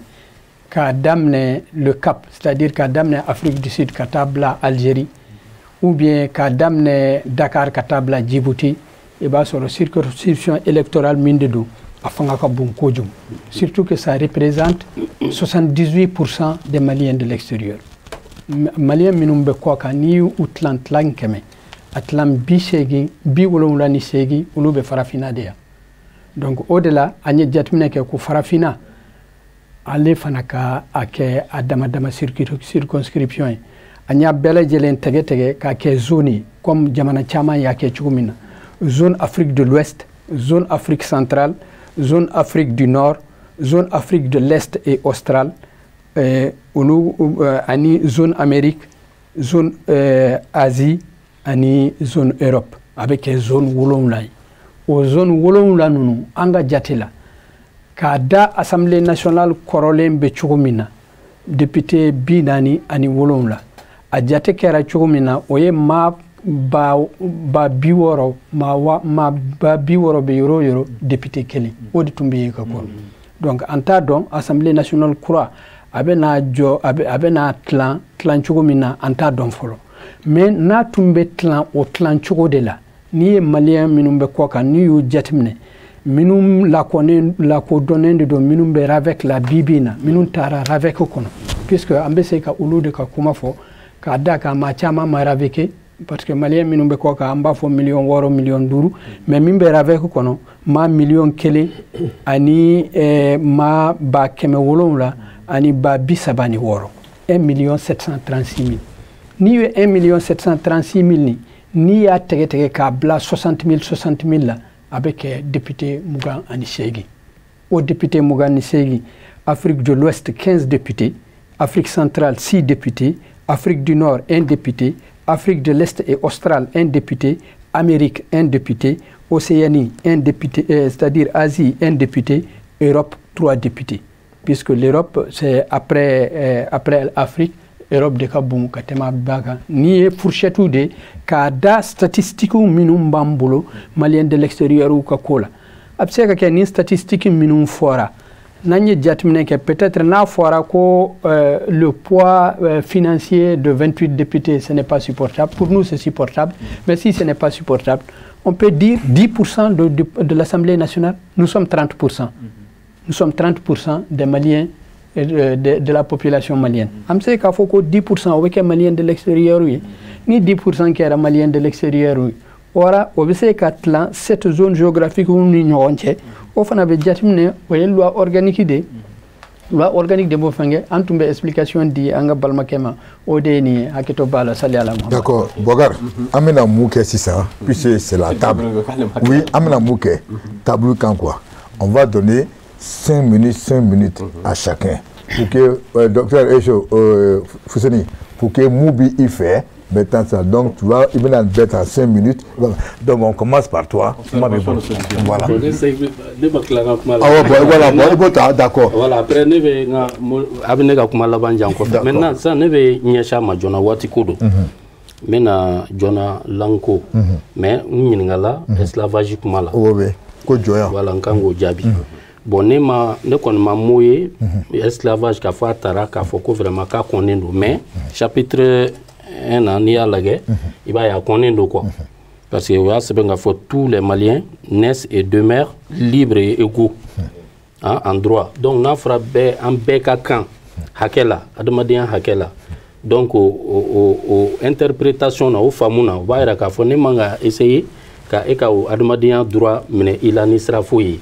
Bon, on va essayer d'interpréter au famille qu'on a là. Sinon, moi, il y a Tara. Voilà, article 4.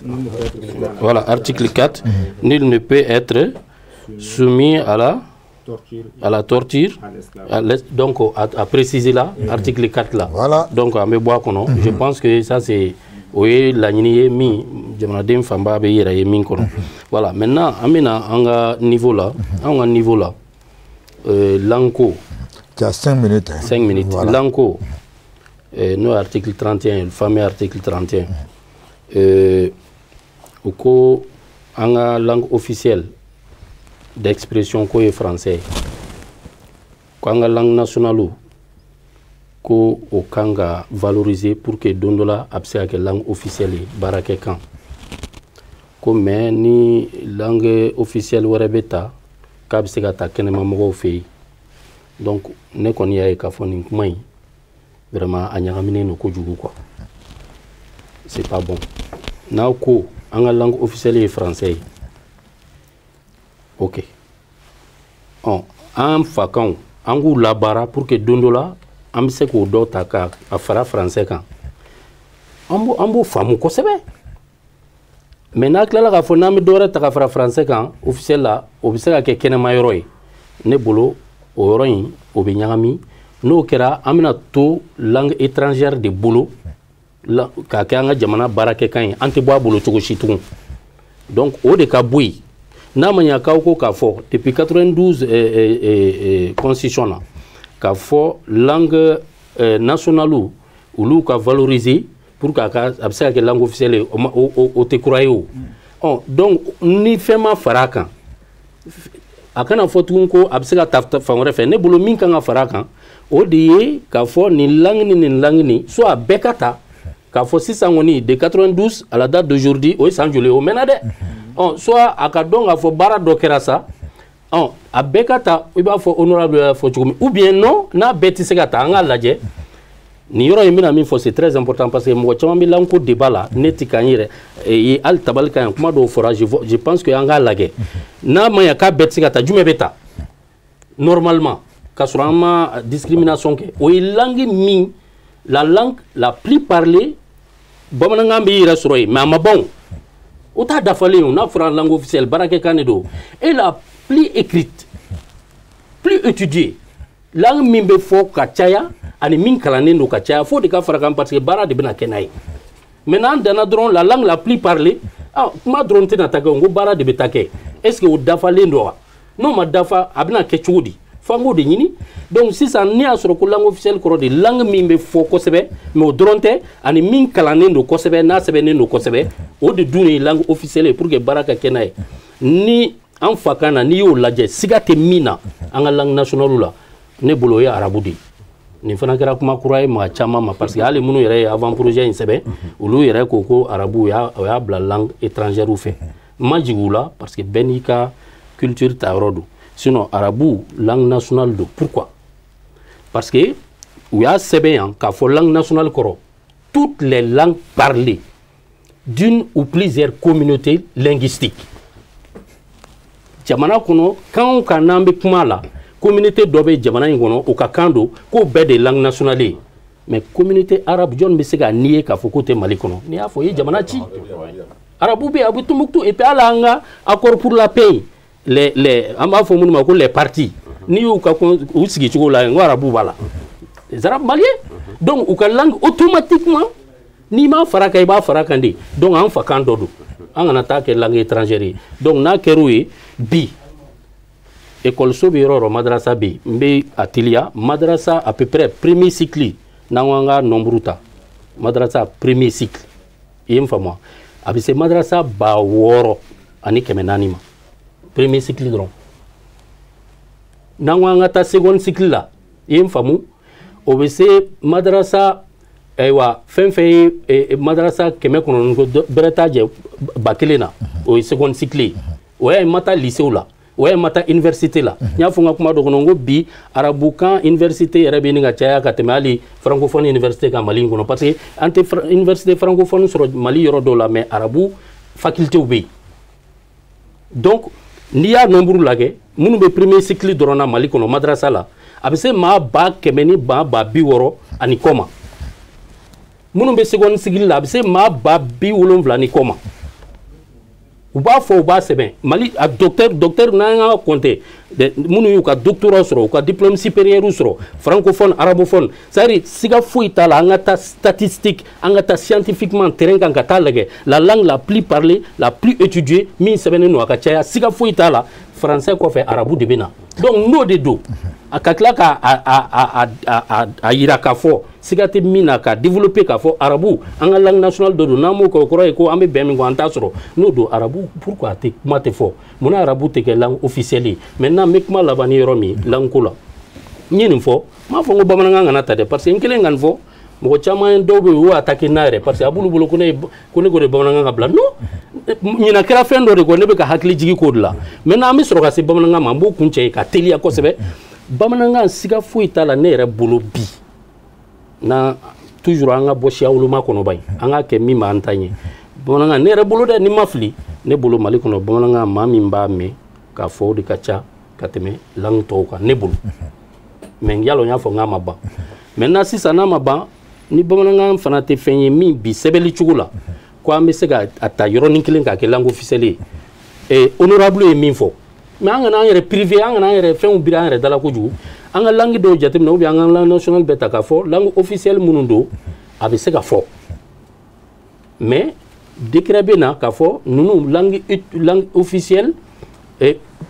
d'expression min fana bara be kenay jamana baraw justice be bara kenay bâtiment public be bara kenay oui français ani arabo ne arabo fara kenay parce que ñinga prévu fo mais les autres o la ibi ta assemblée kono ibi se ga bobo kan fo ibi ka bamana ngam fo mais min fara fitini min fara honorable takan je suis parfaitement d'accord avec lui bi bien avancé là on veut ta conférence ke yoro munna on mais micro de be mo de be ou be sanfala nununa ou be sara arabo fonu bambulo al ko mo bakila mba duma interprète là en bas de canto là interprète tout ça dorete amasi gata mo do joy ko ba fo honorable gasamata o tigi tuka kuma ibi fin ire déranger le nous donc do de sans fait na ta ka kama avec micro do akulu là parce que langue nationale là aurait de ko constitution on ko ka valoriser donner la langue officielle donc na be valoriser il faut que moyen de cadre là o mo kata o ba traduire nitimi mais ba do ikulu là OK merci Ban voilà toi maintenant 600 au nom des Maliens de l'extérieur. Au nom des Maliens de l'extérieur, j'en appelle à la Commission, au président de la transition, que les droits des Maliens de l'extérieur à la représentation à l'Assemblée nationale soient actés par une phrase dans la Constitution. Akaganga phrase min kaganga kala uluba donc atemanka. A flana yemi circonscrit, c'est-à-dire collectivité publique malien établie à l'extérieur. Quand Fanfelala, moi je suis un partisan de la diversité et je sais que cette diversité c'est ce qui fait notre force. Quand Bela Djelen fait mimbe malikono, mimbe fo doni malikono ya, iba solo malikare fe jamanana a chama mbe foy. Il y a des langues qui sont ici, par exemple si je prends le Fulfulde qui est parlé plus de 80 millions de personnes. C'est pas seulement Fulakan, millions bisegi minombe Fulakan fo. Donc en fait jamana chamambe mimbafu c'est la même chose pour le sonrai arabo aya fo déjà donc angana foko ambe dobo anga fangade anga kambele jele akake officiel jamana wera yake abse kake ay Afrique du Sud kuma fo comment dirais-je NB jamana wera be minini site kele abse kake amangelen yere puisque akera kaba nya fo kabri empire digana kambele jele tumbe foya donc o te ko gelen am se ka ke haketo bala sali ala Muhammad donc mais pardon la laïcité angan janto na fora ko laïcité angana foko ambe tubabu la deg tubabu ka laïcité de o ka dine kele nin jamanay dine de ya korota ni ye empire di ganata ni ye kanku musata ni ye comment dirais-je anga dunike baga belebele comme Ahmed Babaw ni fenge a beye mo de minu ye ni jamana in korota u ya tani dina Suni Alibert El Hadj Omar Sekou Amadou Askia Mohamed Samori Touré donc ni ay tubabu be nunun kelela c'est que kele de nunun de yu kele de la halsa kelema be continue donc en kana yere kele jamana kon l'état si l'état est laïque na fora ko état est laïque l'état peut être laïque mais moi je ne suis pas laïque afara ko ne be se kanga dine fo ne be se kanga dine bara ne be se kanga dine lasi est-ce que jago ya do ne ka ke laïque ya non moi je ne suis pas laïque moi je suis religieux l'état est laïque mais les citoyens ne sont pas laïcs ils peuvent être agnostiques nakadi kana don dine lake moti e fengala mais dine pe mo minum bolo o dine ka tu bolo mo kana fo ko kibe kube dine kelani laïcité serai voilà haketo bala sali ala d'accord honorable Fousseni voilà parce que beya yi amé 6 rom ga amay honorable mu korema habita bula kata moi kabo sensibiliser tout bon bisuna beru nyabila il y a comme ça 5 minutes et puis ka mourir Bogolenche mais kuma da mun ne muye na ya sinsira ko ka sariya sumbulo kurata sike jamana nango anga yerma horanya bambulo yerma horanya abe ko mi gwa kuru fin sabado ne doa jedron nambe bon gwa kuru folo o ya anga guloma siri tabawi ala ya ke bi am se ka fa alhamdulillah anga guloma siri tabaga bambulo a filana o ye kan ye n'i ka kan t'i bolo a ma dafa sabanan o y'i ka nafolo i ka wari an ka wari t'an bolo fɔlɔ an ka kan fana t'an bolo donc kan filɛ nin ye n'i y'a ye kuma daminɛ na n y'a fɔ n ko faransɛw yɛrɛ au temps du roi François Ier munna u ko ko ka faransɛ don ba la sinon faransi ye monsieur Bane b'a dɔn kan caman bɛ fɔ yen o mɔgɔ caman t'a dɔn kan caman bɛ fɔ taa kɔrisu fɛ halisa kɔrisu bɛ kɛlɛ la o ou bien catalan ou bien fɛnw mais munna u ye faransɛ fɛn parce que bɛɛ tun bɛ faransɛ de fɔ ni a ka dugu la bɛɛ bɛ kan mun fɔ j'ai appris qu'il y a plus de 40 dialectes oui 45 comme ça oui ni ye kanko fɔ a bɛ dugu la ta ɲɛ cogo min na e yɛrɛ k'a faamu mais exemple di sisan n'i taara an ka sɛnɛkɛyɔrɔw la office du Niger ni fɛn ninnu an bɛ moniteurs bila ka taa mais an ka mɔgɔ minnu bɛ sɛnɛ la a mɛnna a bɛ kɔni moniteurs b'a ɲɛdɔn ka tɛmɛ o kan u t'a ɲɛdɔn mais u bɛ tubabukan ye mun mɛn instruction sɛbɛnnen don tubabukan ye mun na dɔrɔn u bɛ taa u b'o de kalan k'a ɲɛfɔ ye n'o y'a sɔrɔ an ka kan n'a kun sɛbɛnnen don u yɛrɛ tun b'a kalan est-ce que u mago bɛ jɔ moniteur la sinon tubabu jamana filɛ u b'u ka sɛnɛ kɛ est-ce que moniteur bɛ taa ɲɛfɔ ye parce que u kalannen don u ka kan de la donc n'an kun y'an ka kan don ba la sisan ka officialiser bamanankan marakakan fulbe a y'a fɔ ninnu bɛɛ bɛ se ka sɛbɛn an ka ko la bi n ko ye écriture phonétique ye mais mun ye ko gɛlɛya dɔrɔn ko karamɔgɔ minnu bɛ yen o kɛlen don k'a kɛ ko bolisɔn kan ka a dogo mɔgɔw la ten o de la ne bɛ y'a f'u ye tuma bɛɛ k'a ko nɔgɔya sur an ka kan bɛɛ bɛ se ka sɛbɛn nin na mais Mali la kan dɔn de kɛra ko dɔn ye o de fana ye filiba ye n'i taara yɔrɔw la ni mun bɛ tubabukan fɔ ka tiɲɛ dɔrɔn a bɛ bɛɛ kɔnɔ ko de bɛ ko dɔn ne b'a f'i ye mɔgɔ caman y'a min ko doctorat b'u bolo u bila kan na bɛɛ bɛ mun faamu u b'a n'an ka cɛkɔrɔba yɛrɛ sigi a b'a da t'u la dɔnniya la ale sɛ tɛ wuli ka b'a fanga a b'a da t'u la dɔnniya la donc o de la gɛlɛya bɛ yɔrɔ min na o mɔgɔ hakɛ minnu ye tubabukan kalan kosɛbɛ tan n'u bɛ administration ni fɛnw na u sirannen don ni fɛn nana sɛbɛn bɛɛ bɛ kan mun faamu sisan olu birilen don tɔw kan cogo min na u bɛ bɔ yen même sariya fɛn bonda lajɛ kɛ kirikiri bonda lajɛ n'i taara yen ko f'i ka avocat ta même ni ye mɔgɔ kalannen a bɛ fɔ kan mun na i t'a dɔn a dalen don laada minnu kan an ka laadaw tɛ donc i bɛ avocat ta o ni juge yɛrɛ bɛ ɲɔgɔn sɔsɔ i ɲɛna o ni procureur yɛrɛ bɛ ɲɔgɔn sɔsɔ i ɲɛna parce que kan mun don an ka kan tɛ n bɛ to k'a fɔ i bɛ fɛn ta docteur en droit fila ta sisan ka sigi ni article u bɛ su bɛɛ kɛ mankan na a la parce que u tɛna ɲɔgɔn faamu a sɛbɛnnen don kan mun na u ka kan tɛ an ka kan tɛ donc o de la an k'an ka kan don ba la o ye yɛrɛma hɔrɔnya sen dɔ ye a kɛra bamanankan ye o a kɛra filakan ye o a kɛra kɔrɔbɔrɔkan ye o karamɔgɔ ye mun fɔ arabukan an ka patrimoine de don mɔgɔ tɛ se k'a fɔ ko o ka kɛ langue étrangère c'est impossible a bɛ komi tamasiyɛn kan a fana bɛ sɛbɛn a mɛnna mais mɔgɔ caman t'o kalama ka sɛbɛnni b'u bolo a mɛnna an k'an k'an yɛrɛ fɛn nin an ka patrimoine de don an k'an ka nin bɛɛ de don ba la n'a ye nin kɛ voilà n'a ye nin kɛ dɔrɔn Mali ka taa ɲɛ an ka développement a bɛ accélérer de wa o la fana an ka développement na fana an ka ko dugu wɛrɛ t'i to yɔrɔ jan k'a contrôler parce que u ka miirina u tɛna se ka imposer an kan tugun parce que an bɛ ka ko kɛ n'an yɛrɛ ka miirina de donc an k'o kɛ k'o don ba la an ka constitution na mais yɔrɔ mun laban dɔrɔn o ye président de la république parce que ye o fana fɔlen don ka limitation de mandat ko nin k'u sinsin o kan kosɛbɛ ani ko wɛrɛw ne hakili la o fana ye ko dɔ ye an ka développement bɛ yɔrɔ min na u bɛ ka démocratie mun fɔ an ma se o ma fɔlɔ o de la fɛn caman bɛ constitution kɔnɔ a sɛbɛnnen don ka bɛn pays développé de ma ne ye économiste ye économiste n'i ye fɛn fɛn ɲininka u b'a f'i ye ni pays ma se développement sugu dɔ la démocratie tɛ se ka k'a kɔnɔ c'est impossible a tɛ se ka kɛ o tubabu dugu ninnu bɛɛ tɛmɛna schéma mun fɛ faransi filɛ nin ye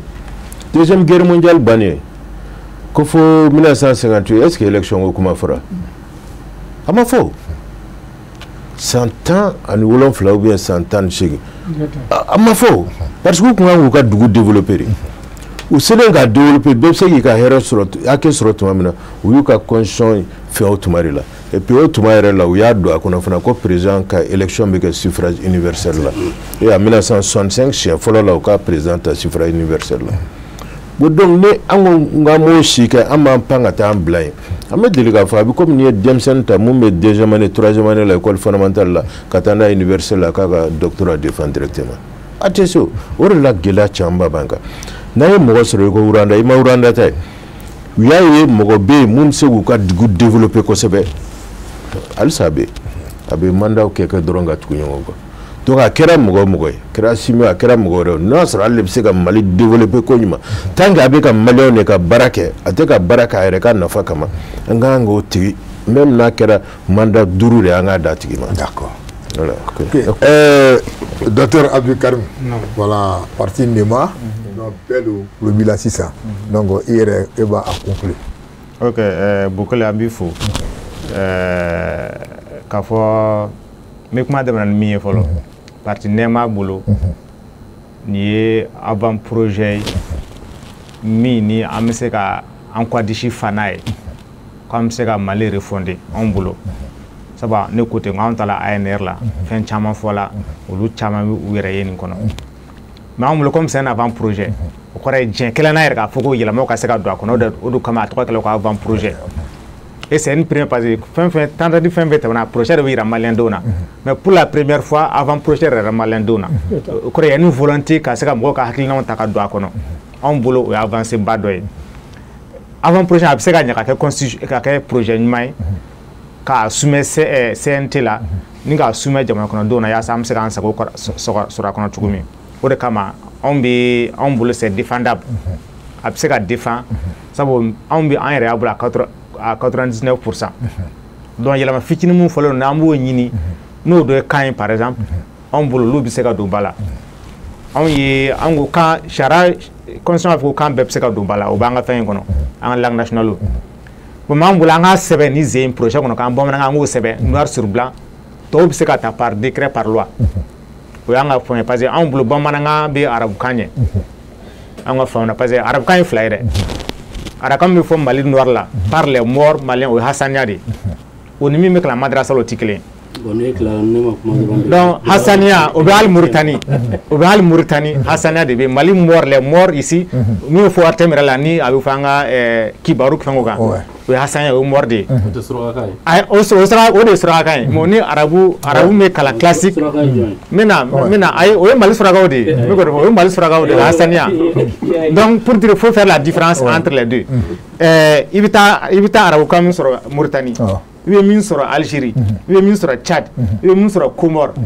il y a sur Djibouti, il y a sur Bella, il y a Chine Chita articulé, il y a tout de dos. Donc, fango nuancique. Donc là, on est bon en anganta. On veut quand même aller à l'école sola. Dans les lycées, bon, on va quand même lycée là. Bon,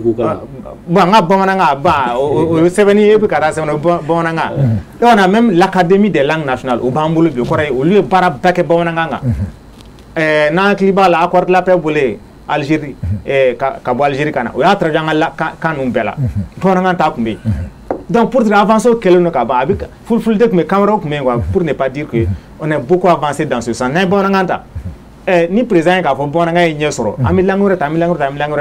do amina tan sawa bedo balate parce que bibi na lang tan sawa de reconnu wala fuka décret wala de lang conseil mi fo ni kana tan sawa mare anga bereta fin bi fo al ma clé ma flafe ka beta ke langue nationale fola ka sura ka officialiser on bolo o biseka do projet kono ninga soumet référendum na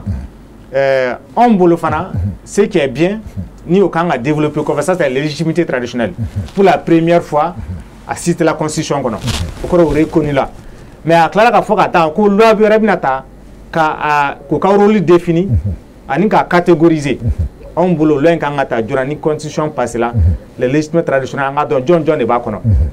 dugutugu bi se ka ya kono almomo bi se ka ya kono nyamakolo bi se ka mais loi de no be défini an ko rôle fo la almomo bi se ka statut soro à travers cet avant-projet que le projet a passé. Donc on bolo c'est défendable à ce niveau. On bolo tuguni bina ya nga plateau kambi. Une deux fois on a parlé du président de la République. Mais conscient on na ameka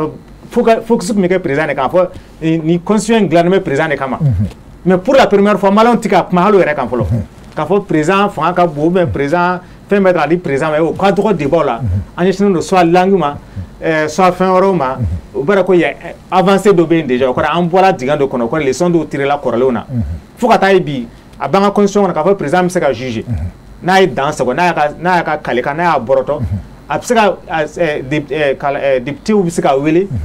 haut conseil bɛ se ka wele ka congrès la ni k'a wuli ka bɔ yen ne bolo o bɛɛ ye fɛn dɔ ye bi min ni a ye maliyɛnw apaiser et puis o bɛɛ tun bɛ assise kɔnɔ donc an bolo anw bɛ se ka défendre nin point caman ninnu kan mais an ka fitinin ninnu ta an k'o don a la yaasa jamanakuntigi bɛɛ bɛ se ka yɛrɛ kɔnɔ cogo min n ye kan fɔ n bɛ tɛmɛ o kan n bɛna se filan ma o nomadisme ye n'o de ye an b'a ye kɔrɔlen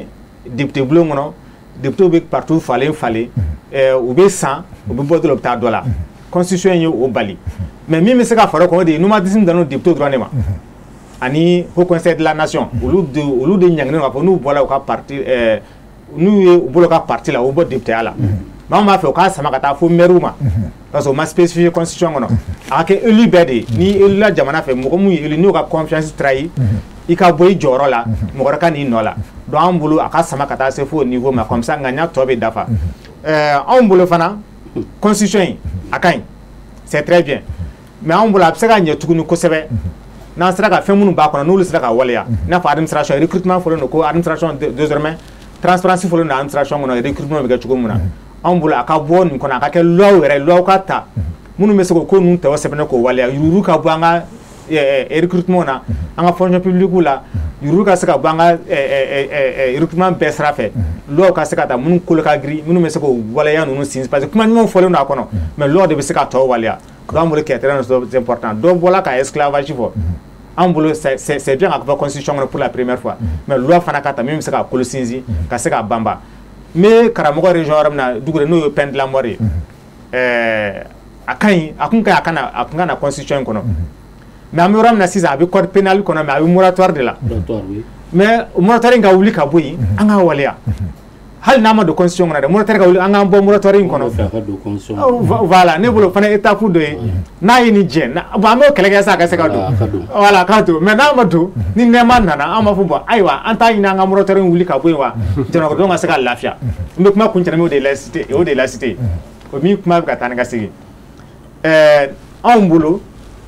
laïcité min b'a kɔnɔ bi document kɔnɔ bi o bɛ anw wasa sabu an bɛ Mali bɛ gɛlɛya min kɔnɔ sisan n'o de ye terrorisme gɛlɛya ye a kun ka kan da ka don laïcité la ka au moins ka ŋaniya yira dɔ kɛ o de objectif jumɛn de b'an ka laïcité la kɔrɔ ko tɛ fɔlɔ quoi mais objectif parce que kɔrɔ in na o bɛ an ta tubabukan de ta tun ka na o kɔrɔ bayɛlɛma an na ɲɔgɔn faamu o la mais laɲini jumɛn de b'an ka laïcité la Faransi ta ko tɛ Amérique ta ko tɛ mais anw yɛrɛ ka laïcité Mali la yan anw ka laɲini jumɛn d'a ma sabu laïcité tun b'an fɛ an ye kuru k'an fo ka fɔ mais n k'a fɔla ko Mande Mori k'o ye Sisew ye k'o ye Turo ye mais kababulon fana tun bɛ yen o ko laïcité anw ni laïcité de nana quoi c'est-à-dire au Mali c'est pas nouveau k'a fɔ diinɛw bɛɛ ka cohabiter tolérance ka na entre les religions bɛɛ k'i c'est-à-dire que e dalen bɛ min na e k'i ta kɛ mais kana karisa de bali k'a ta kɛ wa an bolo hali bi o de bɛ yen parce que ne ma fanga ye fɔlɔ ko min ye diinɛ dɔ bali k'a ta kɛ Mali la fɔlɔ ne kɔni m'o fanga ye fɔlɔ souci yɛrɛ t'o yɔrɔ la voilà souci t'o yɔrɔ la mot laïcité mot dɛ e bɛ ka fɛn fila de ɲagami ɲɔgɔn na le contenu a m'o donni fana a m'o donni fɔ o tun bɛ yan ka sɔrɔ laïcité mot tɛ yen mot kan ka don donc mot ye janfa de n'a kun t'a la a kun kan ka don a la bi parce que an ka kɔrɔnfɛla degun b'an bolo kɔrɔnfɛla la bi o kan ka to an ka siran quoi fo an ka dɔ fɔ jamana an ka se ka jamanadenw lafaamuya ça c'est la confusion siran dɔ bɛ jamana kɔnɔ laïcité c'est siran dɔ bɛ jamana kɔnɔ o la anw bɛ laïcité faamu cogo min an k'o fɔ ɲɔgɔn ye kabi sisan an ka bɛn o kan pour que an ka taa don gɛrɛntɛyɔrɔ la o de kama an bolo an da kun t'a kɔnɔ an kun b'a don a kɔnɔ ka ɲɛfɔli kɛ et puis ɲɛfɔli min fana fɔla yan fana an bolo ça colle beaucoup aux réalités maliennes an ka kunu tabiya tun bɛ nin fɔ wa an bi mako bɛ nin na bi wa sini fana n'an ma an yɛrɛ koron ka bɛn nin ma a bɛna sini sigi gɛlɛya anw bolo o la anw b'a ye o hukumu in de kɔnɔ k'a fɔ fana k'a fɔ nous on va sortir de tout ça an bɛna conférence de presse kɛ nin bɛɛ kɔfɛ ka jamanadenw lafaamuya nin avant projet in na ou on va même écrire au président de la transition k'an ka fɛla fɔ k'a fɔ lettre a fɔ an mako b'a la an ka kanw ka don bala nin sira in de fɛ an mako b'a la n'an b'a fɛ ka nomadisme n'o de ka bɔ parti dɔ ka taa parti wɛrɛ la k'i to député bulon kɔnɔ an ka sama ka taa fo maire ma an mako b'a la an ka se ka fɛn baw fɔ an ka projet in kɔnɔ min bɛ se ka passer référendum na an bɛn'o kɛ gafe don nataw la an y'o labɛn ka ban an bɛn'o ci président ma kɔfɛ an bɛ tila ka bɔ an bɛ tɛmɛ dɔ la faamuya a kumakanw bɛɛ la. D'accord. Ne partenaire ka weleweleda ye. Ok, Boubacar, n hakili la k'a fɔ j'ai donné 5 minutes à tout le monde. Voilà, non. Ni société civile ni politique sigila ni ye kuma laban ni politique u bɛ yɛlɛ an sen kan. Non, tu yɛlɛ sen kan. Non, voilà, non, de toute façon, j'ai donné 5 minutes à tout le monde. Bon, maintenant, c'est comme ça. A tɛna dan dɔrɔn ma. Djibouti, a tɛna dan nin dɔrɔn ma. Donc, Boubacar, donc vraiment, kɔrɔfɔ filɛ. Mɔgɔ min tun b'an bolo yan, vraiment, docteur Fuseni Ouattara. Vraiment, merci beaucoup. Parce que nous avons jateminɛ n'a mako mana jɔ la waati o waati i bɛ fɛn fɛn min na tu dis non si c'est Chérif Fula il n'y a pas de problème. Vraiment n b'i fo kosɛbɛ merci beaucoup merci beaucoup. Donc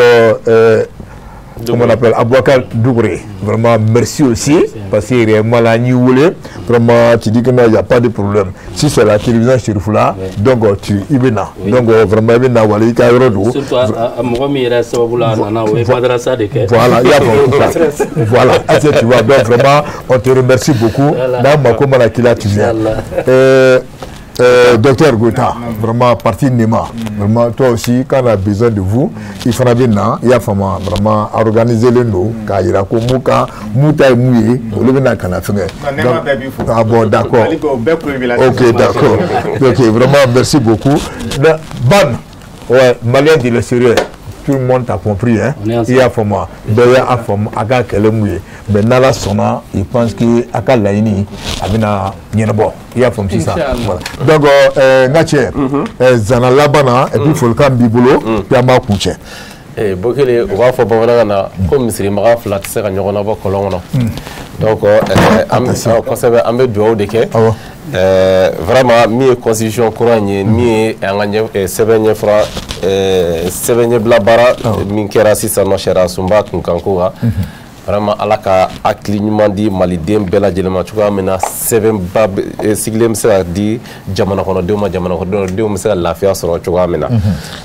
ka foli bla bema mama ko megana shuina ni ala sonama dimanche nata ana lada la clé dimanche min nana angana nongo musalaga nié actualité di nyaay ka masisa sociologue il y a famo on commencer à wuleli ke fambe donc ça dit que même les griots il y a famo voilà le concert et ici ils seront sur le plateau car il a fana au fana mudo famu ni konna donc vraiment anteuli nama folike anta bawonna la direction Chérif Fula. Donc, ne b'a voulu dire que la force tranquille. Mouye Ousmane Sougouré, monsieur le directeur, Abi Foucault, merci Ani, personnel Fonfombe, Bangonne, la direction commerciale, les ressources humaines, Abba Bella Djenoufo, Nambore, amène la plaque tournante. Donc, Eladj Bouya Koulibaly, responsable technique, Abba Afo, maintenant, dans les Boré, nous la production. Donc, Mohamed Keita Mo, le russe. Amba Alifo, Adama S. Koulibaly, Kafanafo, GMT, Moussa Bala Traoré, Kafanafo, Mouye Abou Officieli, Kalifanafo, Lambora Droit, Amé Régila, Mouye Chaga Koulibaly Chapé, Ambafo, Mouye Abaka Traoré NB, Kalifanafo, Koché Diara, qu'il faut, Anidjiri Bokoum, Lambora Amta, Moussa Fomba Fanfé, rédacteur en chef. Tout cela, c'est l'ensemble de Chérif Fula, vraiment, au bas de Mekan Baran, Ambolo, Barou, Alebe, Seguma et Barou Sissoko Kafo, Ani Van, Ani Dia, Olu Bella Djenefo, les chauffeurs. Le chauffeur Lamine Traoré, Ani Youssouf Diallo, ni Sédou Diallo, Ambo Fenafo, Ani gardien Tchekura, Ani Moussa. Et la garde nationale. Moum Nandjigera Mouba, Blassara, Marfa Bouboulou, Kata Ankou, ma femme de membres Kono. Donc vraiment, Ambo Fenafo, Kosebe. Donc, Ana Moussoroba, Ambo Fo, Assa Sebara qu'il faut, Pavina Soumono qu'il faut, Mouena Sirifi Kouate qu'il faut, Amnata Sebara, Kouedvar Jamala Kono qu'il faut, Kama Foma Tene, nous bradons Madame Touré, Djalma Konate, Mayabou Rada, Lambore Droit Messi Kana Mouye, la police des Egois, Abdou Karim Bagago, Abi Ifo et le commissaire des Egois, Kabela Djelufo, Lambore Droit, Almami Traoré, Kouedvar Jamala Konaï, Almami Abifo, Kosebe, no Bora Mouye Drama Traoré, Banama Placila, Kalefo, Kakuncheni Joy, Mouye Aidraka Maus, Maus, attends, dit, Aidraka Maus, voilà la garde là-bas, Mouye Aidra Kolosi, Amoufo, donc Kakuncheni Joy, Ousmane Chérif Madane Aïdara. Donc, on a deux fois, on a Aïdara faut quoi c'est bien. Alors, Katrochi, on est ma Katrochi qui l'était. Donc, lié Mudo, Albamido, qui a une famille, alors que tu n'as pas d'ouma, alors que tu as encore. Donc, vraiment, invité fort bien en bas de la Dimanche prochain, on a invité au Merci beaucoup. Merci.